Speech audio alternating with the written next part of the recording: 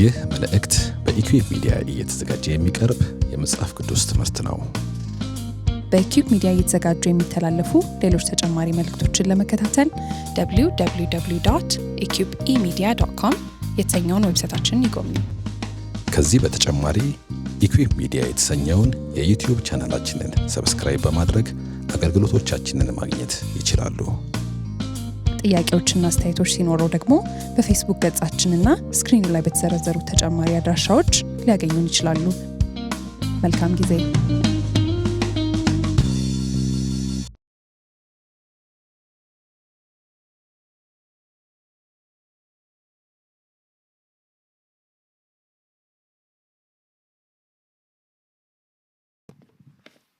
የእግዚአብሔር ስም የተመሰገነ ይሁን። እንዴት ሰነበታችሁ? በገጽ እዚህ የማያችሁ ሰዎች ሁላችሁ፣ ደግሞ በሰሌዳው ገጽ እዚያ የምታዩኝ ሁሉ እግዚአብሔር ይባርካችሁ ሁላችሁንም። ይህን ማለት እፈልጋለሁኝ። እንደዚህ ባለ ደግሞ ጌታን የምናከብርበት የምናመልክበት እድል ስለተሰጠ በእርጋታ በጣም ነው ደስ የሚለኝ። ከነፍሳችን ከልባችን ለመቀኘት ለጌታ እና ለማፍሰስ በፊቱ ራሳችንን እድል ስላገኘን እግዚአብሔር ይመስገን። ሁሉ ቦታ እንደዚህ የረጋ እና ልባዊ የሆነ አምልኮ ለእግዚአብሔር ይቅረብ። እሱ ሲሰጠን ነው ሁሉም የሚሆነው። ዛሬ እዚህ እንደተጻፈው በዚህ ርዕስ ላይ ለመነጋገር ነው የቀረብነው። እነሆ ደስታችን። ከዚህ በፊት እነሆ እያልን ቀጥለናል እንደምታውቁት። አሁን ደግሞ ደስታችንን እነሆ። ምንድነው የኛ ደስታ? የክርስቲያን ደስታ ከየት ነው ምንጩ? ምንድነው ጥበቡ? ምንድነው ምስጢሩ የሚለውን አብረን እንድንመለከት እፈልጋለሁኝ። ለሚቀጥሉት 4 አርቦች በዚህ ርዕስ ላይ ሐዋርያው ጳውሎስ ከጻፈው ለፊልጵስዩስ ሰዎች ከጻፈው መልእክት ላይ ወስደን እነሆ ደስታችን በሚል አብረን እንነጋገራለን። እግዚአብሔር የተመሰገነ ይሁን።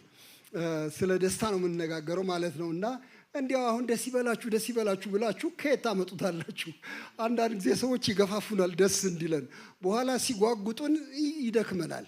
እና ላደክማችሁ አልፈልግም። እንዲሁ ደስ እንዲላችሁ ሲመጣ ደስታ ራሱ ጠቅ ያደርገናል፣ ያፍነከንከናል፣ ራሱ ይሰራል ስራውን በላያችን ላይ። እና ደስታን ከጌታ እንጠብቃለን። ስለ ደስታ እናገራለሁ ብዬ ወደዚህ ስመጣ በአንድ ወገን ደግሞ በልቤ ምን መጣ? ለመሆኑ እግዚአብሔርና ደስታ ይተዋወቃሉ ወይ የሚል። ስለምን እግዚአብሔር ሲነሳ ብዙ ቦታ ደስታ አብሮ አይነሳም። በተለይ በእኛ ማህበረሰብ እግዚአብሔር ሲነሳ ትካዜ ነው የሚመጣ። እግዚአብሔር ሲነሳ ድንጋጤ ነው የሚመጣ። እግዚአብሔር ሲነሳ ሰብሰብ ማለት ነው የሚመጣው። እግዚአብሔር እስከዚህም ከደስታ ጋር ተያይዞ አይነገርም። ባይተዋር ነው የሚመስለው እግዚአብሔር ለደስታ ነው ወይ እያልኩ ጠይቃለሁ። እንዴት አርጎ የሚል መልስ መጽሐፍ ቅዱስ ይሰጠኛል። እንዴት አርጎ? የደስታ ፈጣሪውም ደስተኛውም አምላክ እሱ ነው። ደስታ ለጋሹም አምላክ እሱ ነው። በኋላ ምን አለ ለመሆኑ? አሁን ጥቅስ አለ እንዴ እግዚአብሔር በእውነት የደስታ አምላክ መሆኑን የሚያሳይ ስል 3 ቦታ አገኘሁኝ። አንደኛው መዝሙር 16 ላይ ያለው ነው። ታውቁታላችሁ ብዬ አስባለሁ። መዝሙር 16 ቁጥር 11 ላይ የዳዊት መዝሙር በጣም ደስ የሚል። እዚያ ላይ ምን ይላል? ከፊትህ ጋር ደስታን አጠገብከኝ ይላል። ከፊትህ ጋር፣ በአንተ ፊት ማለት ነው። ፊትህን ስታሳየኝ ስትቀርበኝ ማለት ነው። ከፊትህ ጋር ካንተ መገኘት ጋር ደስታን አጠገብከኝ ነው የሚለው። ቁጥም አይደለም፣ አጠገብከኝ ነው የሚለው። ወዲያውም አያይዞ ምን ይላል? በቀኝህም የዘላለም ፍስሐ አለ ነው የሚለው። እንዲያውም ያጭር አፍታ አይደለም፣ የዘላለም ፍስሐ የዘላለም ሐሴት አለ በቀኝህ አንተ ባለህበት በሃልዎትህ ውስጥ ደስታ አለ ብሎ ስለ እግዚአብሔር አብ ይናገራል። እግዚአብሔር የተመሰገነ ይሁን። ዳዊት ይህንን ይመሰክራል። በኋላ እግዚአብሔር አብ ብቻ ነው እንዲህ ስለ ደስታ የተነገረለት ብዬ ደግሞ ሳስብ መድኃኒታችን ወደ ዓለም ሲመጣ እንደምታውቁት እግዚአብሔር ወልድ መልአኩ የሰበከውን ታውቃላችሁ። እነሆ ለሕዝቡ ሁሉ የሚሆን ትካዜ ይዤላችሁ መጣሁ አለ። እንዴ እንደሱ አላለም። እነሆ ለሕዝቡ ሁሉ የሆነ ታላቅ ደስታ፣ በጣም በሱፐርላቲቭ ነው የሚናገረው። ታላቅ ደስታ፣ የምስራች ተወልዶላችኋል ጌታ ብሎ ይህንን አወጀ። ስለዚህ እግዚአብሔር ወልድ የደስታ አምላክ ነው። በደስታ ወደ ምድር የመጣ ጌታ ነው። ስሙ የተቀደሰ ይሁን። ወልድ እግዚአብሔር የደስታ አምላክ ከዚያ መንፈስ ቅዱስስ እንዴት ነው ከደስታ ጋር አልኳ። ያው እኔ የሥላሴ አማኝ ነኝ እናንተ እንደምታውቁት። መንፈስ ቅዱስ ሮሜ ምዕራፍ 14 ላይ አገኘሁኝ። ምዕራፍ 14 ቁጥር 17 ላይ የእግዚአብሔር መንግሥት ጽድቅና ሰላም በመንፈስ ቅዱስም የሆነ ደስታ ናት እንጂ መብልና መጠጥ አይደለችም ስለሚል እንግዲያው በመንፈስ ቅዱስ የሆነ ደስታ አለ ማለት ነው። እንግዲያው መንፈስ ቅዱስ እግዚአብሔር መንፈስ ቅዱስ የደስታ አምላክ ነው። ስሙ የተባረከ ይሁን። ስለዚህ ወንድሞቼ እኛ የሥላሴ አማኞች እግዚአብሔር አብ፣ እግዚአብሔር ወልድ፣ እግዚአብሔር መንፈስ ቅዱስ የደስታችን ምንጭ ነው። ስሙ የተባረከ ይሁን። እንግዲያው ባይተዋር አይደለም ለደስታ እግዚአብሔር፣ በፍጹም እንግዳ አይደለም። ይልቁን ደስታ የሚያድል ነው። ደስታ አዳዩ ነው። እሱ ራሱን ደስተኛ ነው። እግዚአብሔር በሕዝቡ ደስ ይለዋል ይላል። ሕዝቡም በእግዚአብሔር ደስ ይለዋል። እንግዲያው የሁለት ፊት ደስታ አለን በአምላክና በሰው መካከል። ይህንን እግዚአብሔር ደንግጓል። እግዚአብሔር የተመሰገነ ይሁን። ስለ እግዚአብሔር ስናስብ አይጨፈግገንም፣ ደስ ይለናል እንጂ። ግን አሁን ሌላ ተቃራኒ ነገር ልናገር ነው። እንደዚህ እንበል እንጂ የሰው ኑሮ እስከዚህ በደስታ የተምነሸነሸ ነው ወይ ብዬ ጠይቃለሁ። ይህንን በትህትና ጠይቃለሁኝ። ደግሞ ቅጭ አድርጌ ነው የምጠይቀው። በእርግጥ አሁን የሰው ልጅ የዕለት ዕለት ኑሮ ደስታ አለው ወይ ውስጡ? አንድ ጽሑፍ ላነብላችሁ ፈልጋለሁኝ ከዚህ ጋር የተያያዘ። የሰው የዕለት ኑሮ የደስታ ነው ወይስ የትካዜ የሚል ሐሳብ የሚሰጥ ነው። ከመስተአየት ውስጥ ነው የማነብላችሁ። እንደዚህ ይላል።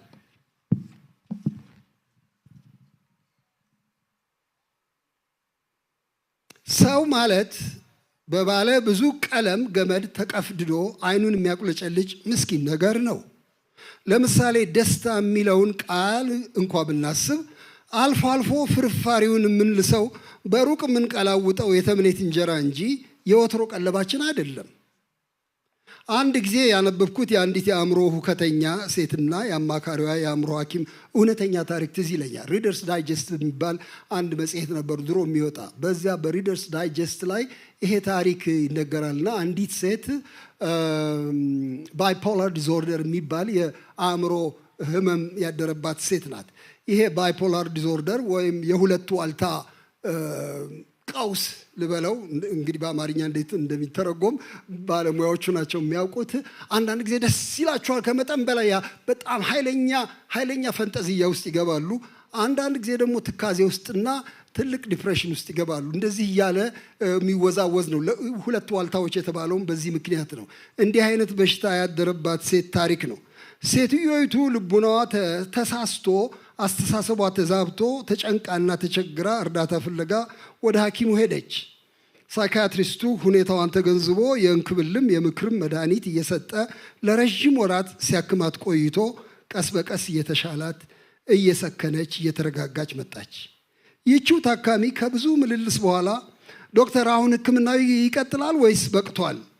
ጠቅላላ ሁኔታዬን እንደምን ያዩታል ብላ ስትጠይቀው ሐኪሙ በእርጋታ አሰበና አሁን ሕክምናውን ጨርሰሻል፣ በሽታውም ጠፍቷል፣ ያው ወደ ኖርማሉ የሰው ልጅ የያዘን ኑሮ ውስጥ እሸኝሻለሁ አላት ይላል። እና በጣም ልቤን ነካኝ። እኔ ምን አልኩኝ ስጠይቅ ይሄ ጥያቄ ምንድን ነው? ዋና ሀሳቡ የሰው ልጅ ኖርማል ኑሮ ደስታ ነው ትካዜ የሚል ነው። ለሐኪሙ በጣም ግልጥ ነገር ነው፣ የሚያሻማ አይደለም። ይሄ ፈንጠዝያ አልፎ አልፎ የሚመጣ የክት ልብስ ነው እንጂ የወትሮ የሰው ህይወት ትካዜ ነው። ይሄም ጽሑፍ እሱን ነው የሚያሳየው። ትካዜ ነው፣ ሐዘን ነው፣ ጭንቀት ነው፣ ውጥረት ነው፣ በዚህ የተሞላ ነው እና ብርቅ ነው። ደስታ ብርቅ ነው። ብርቅ የሆነባት ዓለም ናት። ደስታ ብርቅ የሆነባት ዓለም ናት። በዚህ ዓለም ውስጥ እንግዲያው ስለ ደስታ እንዴት ብለን ነው የምንነጋገረው? ምንድን ነው መጽሐፍ ቅዱስ የሚያስረዳን የሚለውን እሱን እንድናስብ ልጋብዛችሁ ነው ዋና ዓላማዬና አመጣጤ። ለዚህ እንዲረዳን እንግዲህ ቅድም እንዳልኩት የጳውሎስን ህይወት እሱን እንድናስብ እፈልጋለሁኝ። ጳውሎስ በጣም በደስታ የጻፈው አንድ ደብዳቤ አለ፣ የፊልጵስዩስ መልእክት የሚባል ሁላችሁም ታውቁታላችሁ። በሌሎቹም ውስጥ ደስታው ተገልጧል። ግን እዚህ መጽሐፍ ላይ ግን በተለይ ስለ ደስታ በጣም ብዙ ያወራል። በነገራችን ላይ ሐዋርያው ጳውሎስ ስለ ደስታ ብሎ አይደለም የሚያወራው። ደስታ እንዴት እንደሚገኝ ብሎ አይደለም የሚተነትነው። የደስታ ምስጢሩ ብሎ አይደለም የሚያስረዳው። ዝም ብሎ ደስ ይለኛል ነው የሚለው። የራሱን ኤክስፒሪየንስ ነው የሚገልጸው። ደስ ይለኛል፣ ደስ ብሎኛል፣ አሁንም ደስ ይለኛል፣ ጨምሮም ደስ ይለኛል፣ ደስ ይበላችሁ፣ ደግሜ እላለሁ ደስ ይበላችሁ እያለ ይሄንን ደስታ ከልምምድ ጋር ከህይወት ልምምድ ጋር ነው የሚያያይዘው እንጂ ትንታኔና መግለጫ አይደለም የሚሰጠው። ግን ከሱ የህይወት ምስክርነት መርህ እንቀዳለን እኛ ደስታን እንዴት እንደመጣለት። ለምንድን ነው የሚደሰተው ይሄ ሰው የሚለውን ቀስ ብለን ለማየት እንሞክራለን። እና በተለይ ይሄን የሐዋርያው ጳውሎስን መልእክት ለፊልጵስዩስ ሰዎች ስመለከት ይሄ ደስታ የሚለው ቃል በተደጋጋሚ ተጠቅሶ አየሁት። እኔ ቆጠርኩኝ። ምናልባት በእጃችሁ የፊልጵስዩስ ደብዳቤ ካለ ከኔ ጋር አብራችሁ ማየት ትችላላችሁ። በጣም ብዙ ጊዜ ነው የሚለው ይሄንን። እና ስቆጥር እንግዲህ ትክክል ቆጥር ያለው ብዬ አስባለሁ 17 ጊዜ ደስታን አንስቶታል የሐዋርያው ጳውሎስ መልእክት ለፊልጵስዩስ ሰዎች። እሱን አንድ ጊዜ እናውጣና እስቲ እንመልከተው። ይሄ ደስታ የሚለው ነገር እንዴት እንደተደጋገመ ስንመለከት ምን አይነት ነገር ነው? ያን ቀን ምን ነክቶታል? ይሄን ደብዳቤ የጻፈ ቀን ነው የሚያሰኘው። ምክንያቱም እኛ አንዳንድ ቀን እንዲሁ ደስ አለኝ ዛሬ ለምንድን ነው ደስ የሚለኝ እንላለን። የአንዳንድ ቀን ጉዳይ እኮ ነው፣ ብርቅ ስለሆነ ነው። ዛሬ ደስ ይለኛል እንላለን። ትናንትሳ ነገሳ እኔ እንጃ፣ ግን ዛሬ ደስ ይለኛል እንላለን። ጳውሎስ ደስታውን በሰፊው ገለጠ። ለምሳሌ ምዕራፍ 1 ቁጥር 3 ላይ ስለ እናንተ በደስታ እጸልያለሁ ይላል። ምዕራፍ 1 ቁጥር 18 ላይ በየትኛው መንገድ ይሰበክ ክርስቶስ ለተሰበከ ደስ ብሎኛል ይላል። ቁጥር 19 ላይ ወደፊትም ደግሞ ደስ ይለኛል ይላል። ምዕራፍ 1 ቁጥር 26 ላይ ደስ ይላችሁ ዘንድ ይላል። ምዕራፍ 2 ቁጥር 2 ላይ ደስታዬን ፍጹም አድርጉልኝ ይላል። ምዕራፍ 2 ቁጥር 17 ላይ ሕይወቴ እንኳ ቢፈስ ደስ ብሎኛል፣ ከሁላችሁም ጋር አብሬ ደስ ብሎኛል ይላል። ምዕራፍ 2 ቁጥር 18 ላይ እናንተም እንዲሁ ደስ ይበላችሁ ይላል። እዚያው ቁጥር ላይ ከእኔም ጋር አብራችሁ ደስ ይበላችሁ ይላል። ምዕራፍ 2 ቁጥር 28 ላይ ስታገኙት ደስ እንዲላችሁ እልከዋለሁ ይላል። እኔም ደስ ይለኛል ይላል። ምዕራፍ 2 ቁጥር 29 ላይ በሙሉ ደስታ በጌታ ተቀበሉት ይላል። ቀጥሎም እንደዚሁ በቀረውስ በጌታ ደስ ይበላችሁ ይላል። ምዕራፍ 3 ቁጥር 1 ላይ ምዕራፍ 4 ቁጥር 1 ላይ ደስታዬና አክሊሌ የምትሆኑ ወንድሞቼ ይላል። ምዕራፍ 4 ቁጥር 4 ላይ ሁልጊዜ በጌታ ደስ ይበላችሁ ይላል። ደግሜ ላለው ደስ ይበላችሁ ይላል። ምዕራፍ 4 ቁጥር 10 ላይ ስለ እኔ ማሰብ ስለጀመራችሁ በጌታ እጅግ ደስ ይለኛል ይላል። አሁንም ቁጥር 18 ላይ ለእግዚአብሔር ደስ የሚያሰኘውን ስጦታችሁን ተቀብየዋለሁ ብሎ ይላል 17 ጊዜ። የመጀመሪያው ምዕራፍ 4 ጊዜ፣ ሁለተኛው ምዕራፍ 8 ጊዜ፣ ሶስተኛው ምዕራፍ 1 ጊዜ፣ የመጨረሻው ምዕራፍ 4 ጊዜ ደስ ደስ ደስ ደስ ደስ። እንግዲያው ይሄ ሰው በእርግጥ ደስ ብሎታል። ግን ምንድን ነው ያስደሰተው? ደስታን የሚያቀርብልን እንደ ግብ አይደለም። አንድ የተገነዘብኩትን ነገር ከመነሻው ልንገራችሁ። ደስታን ሰዎች የህይወት ግብ ያደርጉታል። ለምንድን ነው የምትኖር? ደስ እንዲለኝ ነው። ለምን ነው ይሄን የምታደርጉ? በቃ ለደስታ ነው። ደስታ ማግኘት የህይወቴ ግብ ነው ብለው ይነሳሉ። ግን ግብ ነው ወይ ደስታ? መጽሐፍ ቅዱስ ደስታን እንደ ግብ ሳይሆን እንደ ውጤት ነው የሚያቀርበው። ኢትስ ባይ ፕሮዳክት። የምን ውጤት? ከፍ ያለ ምኞት፣ ከፍ ያለ ዓላማ፣ ከፍ ያለ ስራ ውጤት ነው እንጂ ገስግሰን የምንደርስበት ግብ አይደለም። ደስታ በፍጹም ብዙ ጊዜ ያስደስተናል ብለን የምንፈልገውን ነገር የሮጥን እየተስገበገብን ለማግኘት ስንሞክር የሚገርም ነገር ነው። ጉዞው ይልቅ ደስ ይላል። እውነት ለመናገር ልክ ስናገኘው እንዴ ይሄ ነው እስከዚህ እንዴ ያሯሯጠኝ ይሄ ነው እንዴ እንላለን። እንደ ግብ የሚወሰድ አይደለም ደስታ። ይልቁን እንደ ባይ ፕሮዳክት እንደ ውጤት የሚመጣ ነገር ነው። እዚህ ላይ ያየሁት እሱን ነው።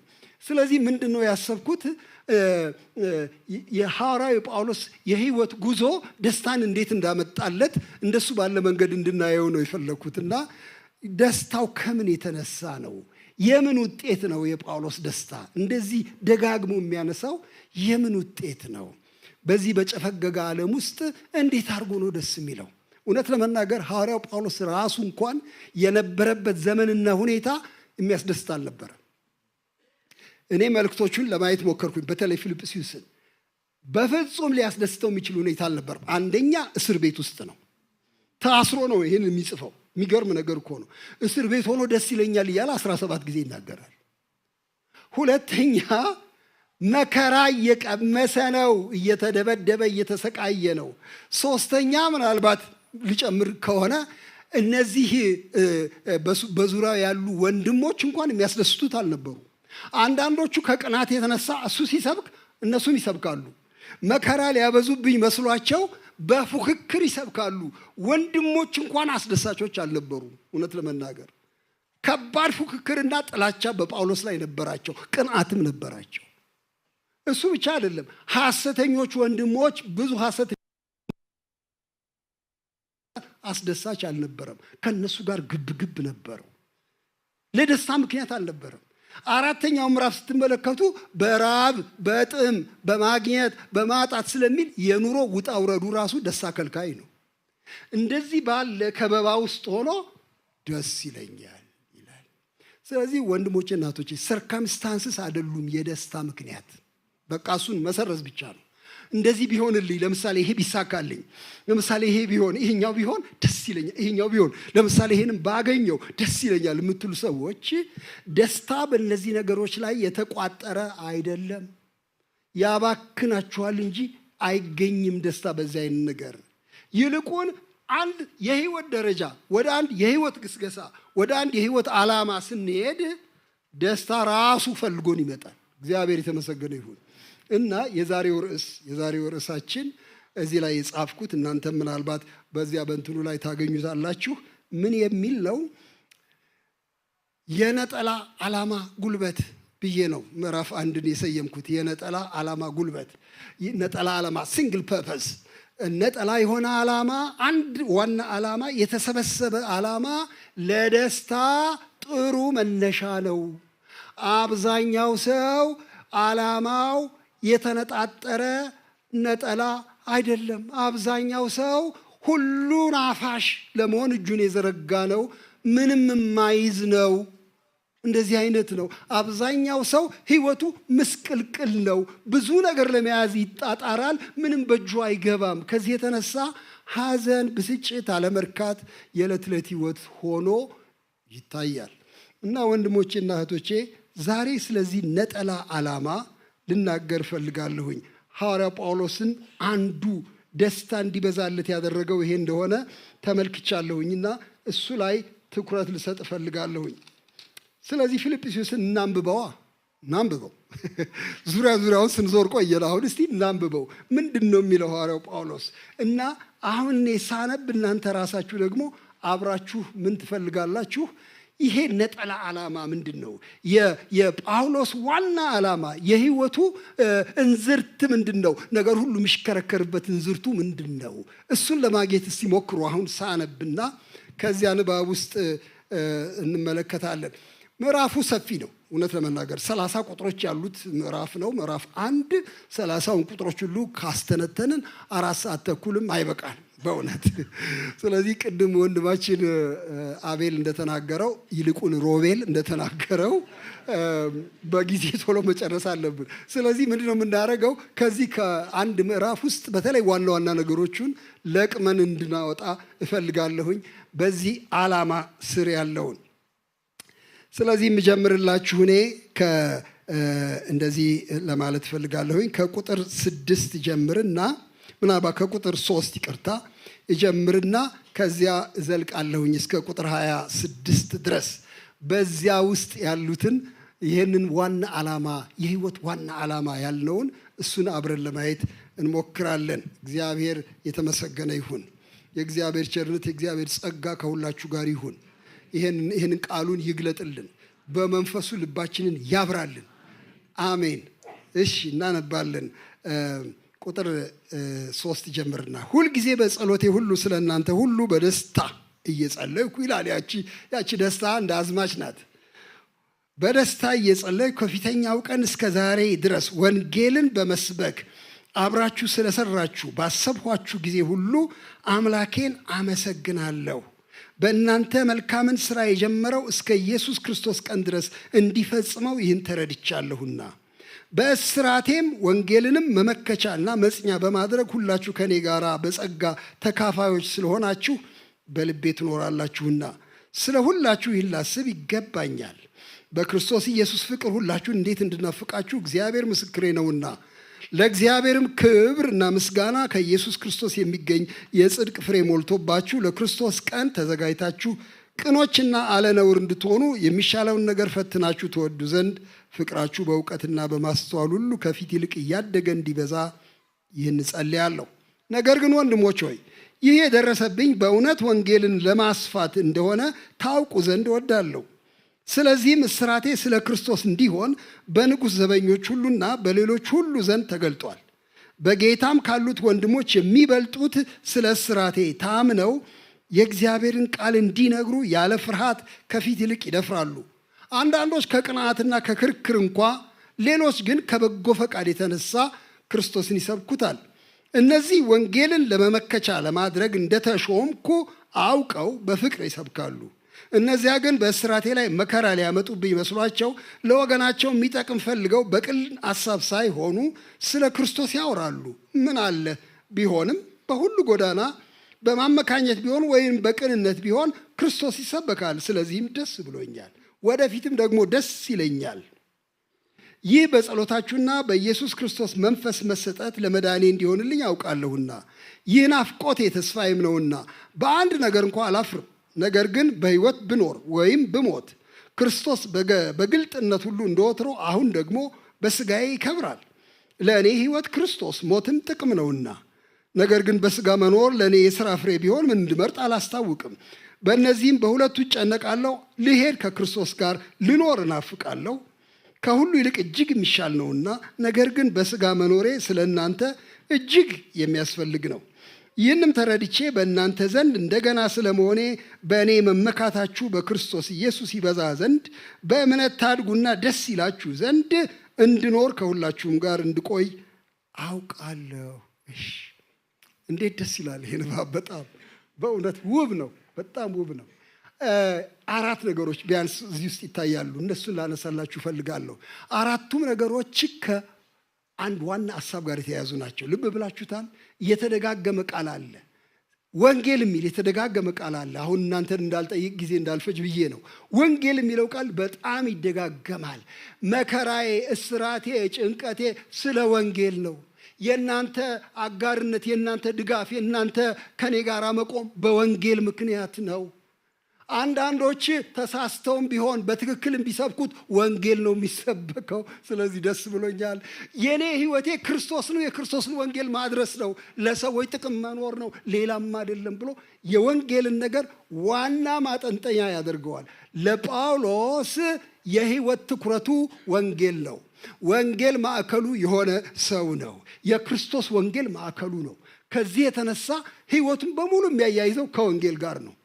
ደስ ቢለው ደስ ባይለው፣ ቢታመም ቢድን፣ ቢታሰር ቢፈታ፣ ቢበለጽግ ቢደኸይ፣ ሰዎች ቢቀኑበት ወይም ቢደሰቱበት ከወንጌል ጋር ያያይዟል ህይወቱን። ይሄ ነጠላ ዓላማ ሲንግል ፐርፐስ የህይወቱ ዋና መመሪያ ሆኖ አያለሁ እኔ እና እሱን አብረን ቀስ ብለን ዲስከቨር እንድናደርግ አራቱን ነገሮች ላነሳላችሁ እፈልጋለሁ። መጀመሪያ የወንጌልን አጋርነት፣ በሱ የተደሰተውን ደስታ ላነሳላችሁ እፈልጋለሁ። እዚህ ላይ ከቁጥር 2 እስከ 7 የምታገኙት እሱን ነው። ቁጥር 2 እስከ 7 ድረስ ጳውሎስ የሚናገረው ምንድን ነው? ከመጀመሪያው ጀምራችሁ ከእኔ ጋር ስለቆማችሁ ለወንጌል በጣም ደስ ይለኛል ብሎ ይላል። ከመጀመሪያው ጀምራችሁ እንግዲህ የሚለው ምናልባት ታሪኩን ሐዋርያት ሥራ 16 ላይ ታገኙታላችሁ። እንዴት ወደ ፊልጵስዩስ እንደሄደ እግዚአብሔር መርቶት ወደ መቄዶንያ ናና እርዳን የሚል በራእይ ተመልክቶ በህልም አይቶ ያንን ተረድቶ ወደዚያች ከተማ ይሄዳል። እዚያ ከተማ ይደርስና ታሪኩን ታስታውሳላችሁ። የት ጋ ነው ሰዎች የሚጸልዩ? የት ጋ ነው የሚያመልኩት? ጸሎት ቤት የት ጋ ነው ብሎ ይጠይቃል። ወደ ባህሩ አጠገብ ሴቶች ይሰበሰባሉ። ወደዛ ይሄዳል። ባህሩ አጠገብ ቆሞ ስለ ጌታ ኢየሱስ ክርስቶስ ወንጌል ይሰብካል። አንዲት ሊዲያ የምትባል ሐር ነጋዴ ታገኘዋለች። ልቧ ይከፈታል። ጌታን ትቀበላለች። ወደ ቤት ግቡ ትላለች። ከሷ ጋራ ቤተሰቡ ሁሉ አብረው ያሉ ሁሉ ጌታን ያገኛሉ። ያቺ ቀን ትዝ ትለዋለች። ይቺ ሊዲያ ብቻ ሳትሆን በመንገድ ላይ ሲሄዱ ምን ያጋጥማቸዋል? የልዑል እግዚአብሔር ባሪያዎች እያለች የምትጮህ አንዲት ገረድ ታጋጥማቸዋለች። በውስጧ ክፉ መንፈስ ያደረባት ናት። የልዑል አምላክ ባሪያዎች እያለች ትጮሃለች። ዝም ሊላት ፈለገ ጳውሎስ። ምንም ጣጣ ውስጥ ሊገባ አልፈለገም። ከተማ ውስጥ ጫጫታ እንዲፈጠር አልፈለገም። ዝም ብሎ ሊሄድ ፈለገ። ግን ብዙ ቀን ስታስቸግር ገሰጸውና ወጣ። በውስጧ ያለው ጋኔን ወጣ። ጋኔኑ ሲለቃት በሷ በኩል ይጠነቁሉ የነበሩ ሁሉ ትርፋቸው ቀረ። ከዚህ የተነሳ ጫጫታ ተነሳ፣ ስደት ተነሳ። ይዘው ወህኒ ያስገቧቸው። ታሪኩ ታስታውሳላችሁ። ወህኒ ገብተው ጳውሎስና ሲላስ እዚያ ታስረው እያሉ ሲጸልዩ ሌሊት ጌታን ሲያመሰግኑ የወህኒው መሰረት ተነቃነቀ። ከዚያ በሩ ብርግድ ብሎ ተከፈተ። ሲባንን የወህኒው ዘበኛ በሩ ተከፍቷል፣ እስረኞች ያመለጡት መስሎት ሰይፍ አነሳ ራሱን ለመግደል። ምክንያቱም ተጠያቂነት አለበት። በራስ ላይ ምንም እንዳታደርግ ሁላችን እዚህ ያለን ይለዋል። ጌቶቼ ሆይ እድን ዘንድ ምን ላድርግ የሚል በጣም አስገራሚ ጥያቄ ይጠይቃል። እና የጳውሎስ መልስ ሁላችሁ ታውቃላችሁ። በጌታ በኢየሱስ ክርስቶስ እመን አንተም ቤተሰብህም ትድናላችሁ ይሉታል። የዚያን ቀን በጌታ ያምናል። የዚያን ሌሊት ይጠመቃል፣ ከቤተሰቦቹ ጋር ይድናል። ይዘው ይሄንን ሶስት ነገር እዚያች ከተማ ውስጥ ይሰራል ሐዋርያው ጳውሎስ። እና ይቺ ቀን ትዝ ትለዋለች። ከዚያ መቆየት አልቻለም። እዚያ ከተማ ያስወጡታል። ታሪኩን ታውቃላችሁ። ከእስር ቤት አውጥተው ወደ ሌላ ከተማ ይሄዳል። እና ምን ይላል? ከመጀመሪያው ቀን ጀምሮ ከእኔ ጋር ስለ ወንጌል የቆማችሁ ብሎ የፊልጵስዩስን ሰዎች ያስታውሳል። በብዙ እርዳታ ይረዱት ስለነበር ስለዚህ አጋርነታቸው በጣም አድርጎ ያመሰግናል። ደስታውንም ይገልጣል። የወንጌል አጋሮች ናችሁ እናንተ። እኔ ለወንጌል ብቆምም እናንተም ከእኔ ጋር ቆማችኋል ይላል። በጣም የሚያስገርመው ነገር ወንጌልን ለሁለት ይገልጠዋል። እዚያ ላይ አይታችሁ እንደሆነ ወንጌልን ስመክትና ሳጸናው ይላል። When I was defending the gospel and confirming it, ስመክት ለወንጌል መከታ ስሰራ፣ ምካቴ ስሰራ፣ ደግሞ ሳጸናው ኤስታብሊሽ ሳረገው፣ በሁለቱም ጊዜ ከጎኔ ቆማችኋል እናንተ ብሎ ይላል። እንግዲያው ወንጌል በአንድ ወገን የሚመከትለት ነው፣ በሌላ ወገን የሚጸና ነው። ወንጌል ብዙ አሰስገሰስ በዙሪያው ስላለ፣ ብዙ አስተሳሰብ ፍልስፍና ስላለ እንዳይበረዝ እንመክትለታለን። በወንጌል ላይ ሊደርስ የሚችል ጥቃት ብዙ ስለሆነ ከሰው አስተሳሰብ ከዲያብሎስ ፍልስፍና የተነሳ የሚወረወርበት ቀስት ብዙ ስለሆነ፣ የሚወረወርበት ፍላጻ ብዙ ስለሆነ እንመክታለን። እኛ የወንጌል መካቾች ነን። ምካቴ ወንጌል ይባላል። ወይም በሌላ ንግግር አቃቤ እምነት ነን እኛ ሁላችን። ዕቅበተ እምነት እንሰራለን። እንግዲህ ወንጌል የሚጠበቅ እንዳይበላሽ የምንመክትለት ነው። ወንጌል አንዱ ስራ እሱ ነው። ስለ ወንጌል ግን ስንመክት ብቻ አንኖርም፣ ደግሞ ኤስታብሊሽ እናደርገዋለን። በሰው ልቡና ውስጥ እንዲሰርጽ፣ እንዲገባ፣ እንዲሰርግ፣ ቦታ እንዲይዝ፣ የሰውን ህይወት እንዲቀይር፣ የሰውን ኑሮ እንዲቀይር ወንጌልን እናጸነዋለን፣ ከንፈርም እናደርገዋለን። ይሄ ነው የእግዚአብሔር ወንጌል እንላለን። እንግዲያው እዚህ ያላችሁ ወንድሞቼ እና እህቶቼ የወንጌል አጽኚዎች እና የወንጌል መከታዎች ናችሁ። ሁለቱንም እንሰራለን። ሐዋርያው ጳውሎስ ይሄ ነው የኔ ቮኬሽን፣ ይሄ ነው በቃ ስራዬ፣ መመከት ነው፣ ዲፌንድ ማድረግ ነው። የግሪክ ፍልስፍና አለ፣ የአይሁድ ባህል አለ፣ የአሕዛብ አስተሳሰብ አለ። እመክታለሁ ወንጌል እንዳይበላሽ ደግሞ አጸናዋለሁ ብሎ ይናገራል። በዚህ ጊዜ ሁሉ እናንተ ከጎኔ ቆማችኋል እና እግዚአብሔርን አመሰግናለሁ፣ ደስ ይለኛል በዚህ ምክንያት ብሎ ይላል። ስለዚህ ህይወቱ በዚህ ጦርነት ውስጥ ያለፈ ሰው ነው። ይሄ ሰው በወንጌል ምከታና ማጽናት ውስጥ ደስታው ብዙ ነው፣ በተለይ አጋር ስለሆኑት ሰዎች። ትናንት ማታ አንድ ሰው ምን አለኝ? ቁጭ ብለን አንድ ቦታ ላይ እኔ ልሰብክ እየተዘጋጀው ነው፣ እሱ ቁጭ ብለዋል። አንድ ትልቅ ግብዣ ላይ ነው። አውቃለሁ አለኝ። የት ነው የምታውቀኝ? የዛሬ 31 ዓመት እኔ ተማሪ ሆኜ አለኝ። ከዚያ ከሱ ጋር ማውራት ጀመርን። እንዴ ያኔ ነበር ካንተ? አዎ ያን ጊዜ ጀምሮ አውቃለሁ። እኔ ከዚያ በኋላ ልዩ ልዩ ነገር በህይወት ያጋጠመኝ፣ ከዚያ በኋላ ጌታ ደግሞ ወደ ራሱ አስጠጋኝ፣ መለሰኝ፣ አቆመኝ፣ አጸናኝ። እግዚአብሔር ይመስገን። አሁን እሰራለሁ በአንድ የመንግስት መስሪያ ቤት በትልቅ ስልጣን ላይ ይሰራል። እና እያወራን ቆየንና በኋላ አንድ ጥያቄ አነሳ። እኔ እንደው አለ አይደለ እናንተስ ታድላችኋል አለኝ። አንድ ሌላ አገልጋይ አጠገቤ ቁጭ ብሏል። እናንተ ታድላ ህይወታችሁን በሙሉ ስታገለግሉ አቤት እንዴት ቀናለሁ አለኝና በኋላ ቅንዓቱን ለማርገብ ብዬ አንዳንድ ነገር ለመናገር ስቃጣ ግን ጌታ ምን እንዳለኝ ልንገርህ አለኝ። ወደ ዋያ ይዞ እኔ ገና ሳልናገር ምን አለ ጌታ? ጌታ ምን አለኝ መሰለ? በሰው በኩል አቀኝም አንድ ቀን ያየኝ ሰው ነው። ደውሎ ስልክ ስማ ህይወቴ በከንቱ አለቀ ምንም ሳልሰራበት እያልክ የምትቆጭ አሁን ያለህበትን ስራ በጽድቅ ስራ በቃ ህይወትህ እሱ ነው ብሎ አለኝ እኮ ጌታ። አይገርምህም አለኝ። እኔም እሱ ልልህ ነበር ወንድሜ፣ ሌላም አልልህም። የግድ እዚህ ፑልፒት ላይ መጥተህ እንደኔ መጮህ የለብህም እኮ በምንም አይነት። እግዚአብሔር በሰጠህ መስመር ለእግዚአብሔር ታማኝ ሁን። በእውነት ኑር፣ በጽድቅ ኑር፣ ሰው እየወደድክ ኑር፣ ትክክል ስራ። እግዚአብሔር የተባረከ ይሁን። እግዚአብሔር ዋጋህን ይከፍላል። ይሄ አጋርነት ይባላል። የወንጌል አጋርነት ነው። ወንድሞችና እህቶቼ በአጋርነት ደስ ይበላችሁ። ሁላችሁ የግድ እዚህ ጋር መቆም የለባችሁ እና ስትሽቀዳደሙ ልትሰብሩትም ትችላላችሁ። ማለቴ ምን መሽቀዳደምም አያስፈልገንም። እግዚአብሔር ያስቀመጠን ቦታ የተባረከ ቦታ ነው። በኋላ እንዲያውም ምን መጣልኝ አንድ ነገር ከሱ ጋር ተነጋገርን። አንድ ጊዜ ዳዊት ጺቅላግ በሚባል ቦታ ታስታውሳላችሁ ታሪኩን። ፍልስጤማውያን መጥተው ወረሩና እሱ አልነበረም ባልንጀሮቹም አልነበሩም።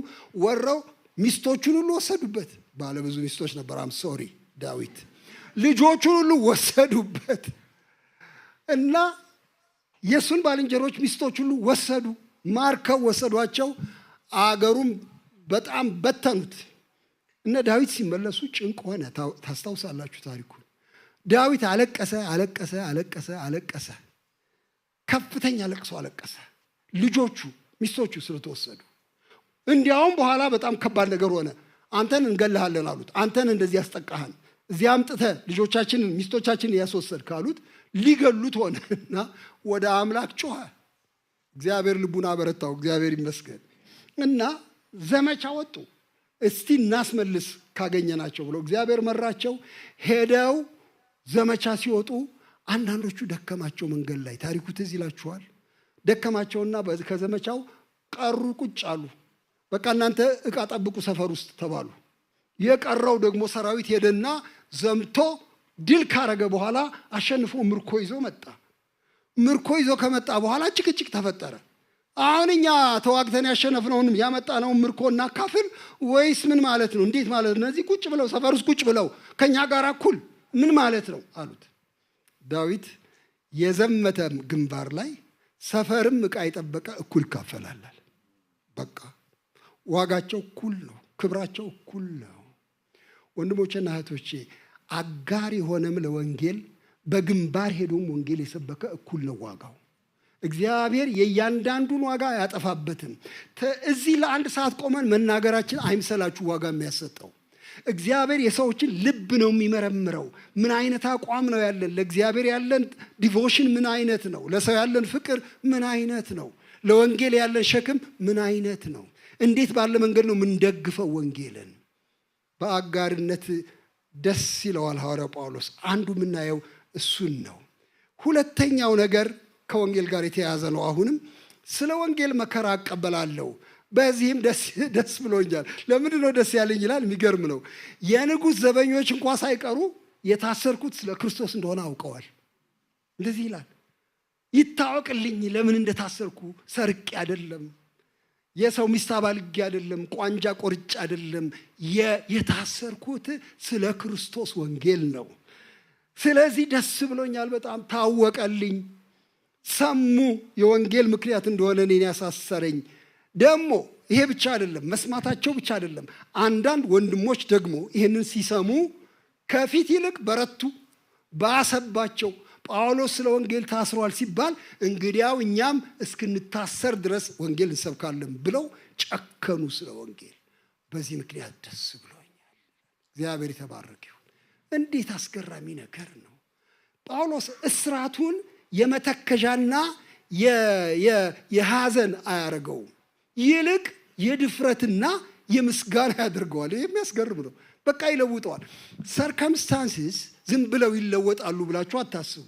ወይም ስለማይለወጡ እኛ እነሱን እያየን አይናችንን ፈዘን ምን አይነት የስቃይ ዘመን ነው፣ ምን አይነት የመከራ ቀን ነው፣ ምን አይነት የጭንቅ ጊዜ ነው እያልን እንድናባብላቸው እንድንረግማቸው ቀኖች አይሰጡም።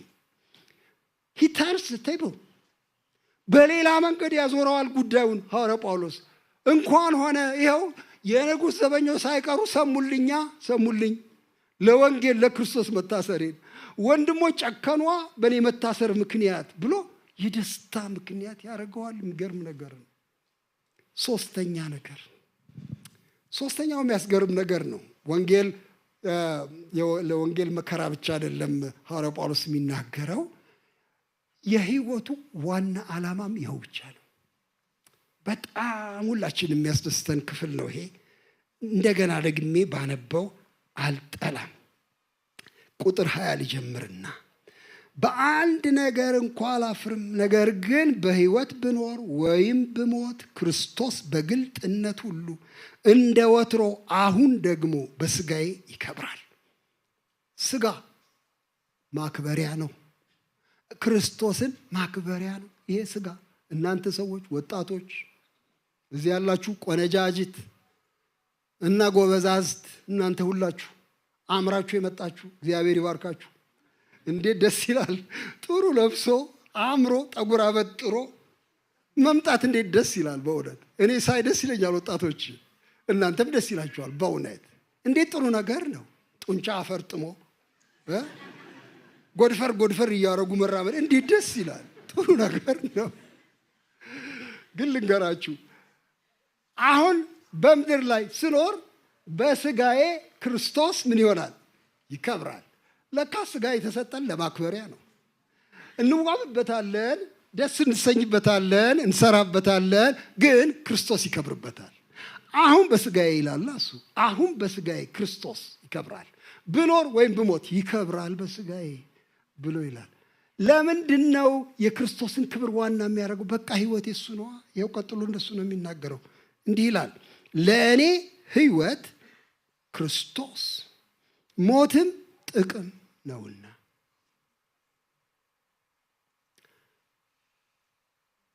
the meaning of life ሐዋርያው ጳውሎስ ህይወትን እንዴት ዲፋይን ታደርገዋለህ ሲባል 10 መስመር ስጡኝ አይልም። እኔ ቢሆን 10 መስመርም አይበቃኝ። እስቲ ህይወትን ግለጻት፣ ህይወት ምንድናት ብባል 15 መስመርም አይበቃኝም። አንድ መጽሐፍ ልጻፍ ትፈቅዱልኛላችሁ? 3 ወር ብትሰጡኝ አንድ መጽሐፍ ህይወት ምን እንደሆነ ለመተርጎም። ሐዋርያው ጳውሎስ አንድ ሴንቴንስ፣ ለእኔ ህይወት ክርስቶስ ነው። አለቀ ደቀቀ። ህይወት ክርስቶስ ነው። መኖር ክርስቶስ ነው፣ ሌላ አይደለም። ምን ማለት ነው? እንደዚህ ስብስብ አድርገህ በአንድ ሰው ስም ላይ የምትጫነው በቃ ይሄው ነው። መብላት፣ መጠጣት፣ መደሰት፣ መነሳት፣ ማረፍ፣ ማግባት፣ መውለድ፣ መማር፣ መስራት፣ ለኔ ህይወት ክርስቶስ ነው። የምኖረው ለክርስቶስ ነው። የምኖረው በክርስቶስ ነው። የምኖረው ለእርሱ ክብር ነው። ህይወት ለኔ ክርስቶስ ነው። መኖር ለኔ ክርስቶስ ነው ይላል። ጠቅላይ ዓላማ፣ ነጠላ ዓላማ እግዚአብሔር ይስጣችሁ። 15 ዓላማ ይከልክላችሁ። አሜን ብላችኋል። በኋላ እኔ የለሁበትም። እንዴ እኔም ለመያዝ የምፈልገው ስንት ነገር አለኝ። አንተ ወንድሜ እንዴት በአንድ ታስቀረኛል? አዎ ሐዋርያ ጳውሎስ አንድ ብቻ ዓላማ አለኝ፣ ህይወት ክርስቶስ። ከሞት ክሳ ጥቅም፣ ሞትስ ጥቅም፣ ኪሳራ አይደለም። በጣም የሚያስገርም ቋንቋ ነው በእውነት። እኔና ጳውሎስ እንዴት የተለያየን ሰዎች ነን እላለሁ አንዳንድ ጊዜ። ሞት እንደ ኪሳራ ነው የማየው። መሞት ይህን ሳልሰራ ይህን ሳላረግ፣ እንደዚህ እዚህ ሳልሄድ እዛ ሳልወጣ እዛ ሳልወርድ፣ ሞት ኪሳራ ነው እንጂ just bankruptcy። እንዴት አድርጌ ነው ሞትን ጥቅም ነው ይላል። ለምንድን ነው ጥቅም የሆነ? ምንም የሚያሻማ አይደለም። ህይወት ክርስቶስ ከሆነ ሞት ወደ ክርስቶስ የሚወስድ ከሆነ ያው ነዋ። ምንም በቃ ልዩነት የለውማ። በኋላ አንድ ቀን ተገረምኩ። ህይወትና ሞት እኩል የሆኑለት ሰው ጳውሎስ ይባላል። ህይወትም ሞትም ያው ይሆናል። ለኛ የህይወትና የሞት ያህል ርቀት አለው አይደል የምንለው? ህይወትና ሞት እንዴት የተራራቁ ነገሮች ናቸው። ለጳውሎስ እንዴት የተቀራረቡ ነገሮች ናቸው። ዓላማ አንድ ሲሆን ህይወትና ሞት ይቀራረባሉ። ምንም የሚያጣላቸው ነገር የለም። ብሞትም ወደ እርሱ ነው። ይኸው እንዲህ ይላል፣ ነገር ግን በስጋ መኖሬ ለእኔ የሥራ ፍሬ ቢሆን ምን እንድመርጥ አላስታውቅም። በእነዚህም በሁለቱ እጨነቃለሁ። ልሄድ ከክርስቶስ ጋር ልኖር ናፍቃለሁ፣ ከሁሉ ይልቅ እጅግ የሚሻል ነውና። ነገር ግን በስጋ መኖሬ ስለ እናንተ እጅግ የሚያስፈልግ ነው። በጣም የሚገርም ነው። እንደው ብዙ ጊዜ ስላነበባችሁት የምታውቁት መስሏችሁ እንደሆነ እንደገና እንድታነቡ ትፈልጋለሁ። እጨነቃለሁ ይላል። ምን ያስጨንቃል? ሐዋርያው ጳውሎስ መምረጥ አቅቶኝ፣ መምረጥ አቃተኝ። በምርጫ ተጨንቃችሁ ታውቃላችሁ? ብዙ ጊዜ የቷን ላግባ? ከባድ ነው። እንትናም ትስበኛለች፣ እንትናም የቱን ላግባ? ምን ልማር? ይሄም ይስበኝ፣ ያኛውም ይስበኛል። የት ሀገር ልኑር? እዚህም መሄድ እችላለሁ፣ እዚህም መኖር። በምርጫ እንጨነቃለን። ጌታዊ የቱን ሊያዘው? ጳውሎስ እጨነቃለሁ። ምን ያስጨንቃል? ልኑር ልሙት? ሰው በዚህ ይጨነቃል። እጨነቃለሁ፣ የቱን እንደምመርጥ አላውቅም ብሎ ይላል። እኩዮች ስለሆኑ ነው የሚያስጨንቀን። ምርጫ የኩያ ምርጫ ነው የሚያስጨንቀን እንጂ ሌላው አያስጨንቅም።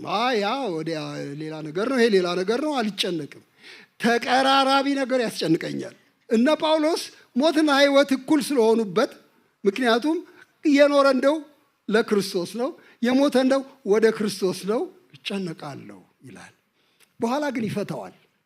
ይሄ ጭንቀቱ እንዴት እንደሚፈታ እዛው ላይ ይናገራል። ሁለት ነገሮች ነው እዛ ላይ የሚያነሳው። ወደ ጌታ ብሄድ እጅግ የሚሻል ብሎ በዚህ ቋንቋ ነው የሚናገር። እጅግ የሚሻል ነው፣ ከሁሉ ይልቅ እጅግ የሚሻል ከጌታ ከክርስቶስ ጋር መኖር ይልና እዚህ መኖሬ እጅግ አስፈላጊ ለእናንተ ነው ይላል። በሁለት እጅጎች መካከል ነው የተጨነቀው። እዚህ መኖሩ በጣም አስፈላጊ ነው፣ እዚያ መሄዱ በጣም የሚሻል ነው። እንዴት ልምረጥ ይልና በኋላ ግን ስለ እናንተ ስል መኖሬ እንደሚቀጥል አውቃለሁ። እናንተ በጌታ እንድታምኑ፣ እንድትበለጽጉ፣ ከፍ ያለ ህይወት ላይ እንድደርሱ ስለ እናንተ እኖራለሁ። በኋላ ልቤን ነካኝ። ለእነሱ ብሎ ነው የሚኖር? አዎ ለእነሱ ከኖርኩ ለእነሱ እኖራለሁ እንጂ እኔ ወደ ጌታ መሄድ ነው የምፈልገው። በኋላ ራሴን ጠየቅኩኝ፣ አሁን አንተ የምትኖር ለማን ነው የሚል ጥያቄ። ለሰው ብለህ እድሜ እንዲቀጠልልህ ትፈልጋለህ ወይስ ለራስህ ብለህ ትንሽ እድሜ እንዲጨመርልህ ትፈልጋለህ የሚል ከባድ ጥያቄ ያወዛግበኛል። ሐዋርያው ጳውሎስ ምንም ይሄን ውዝግብ ጨረሰው።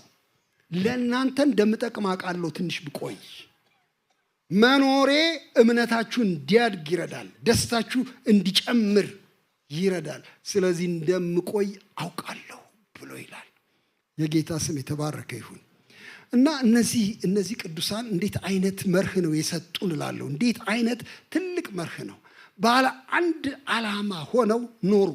ህይወታቸው ባለመበታተኑ ምክንያት ደስታቸው እየበዛ ይሄዳል። የኛ የደስታ እጦት አንዱ ምክንያት የተበታተነ ህይወት ሳይሆን አይቀርም።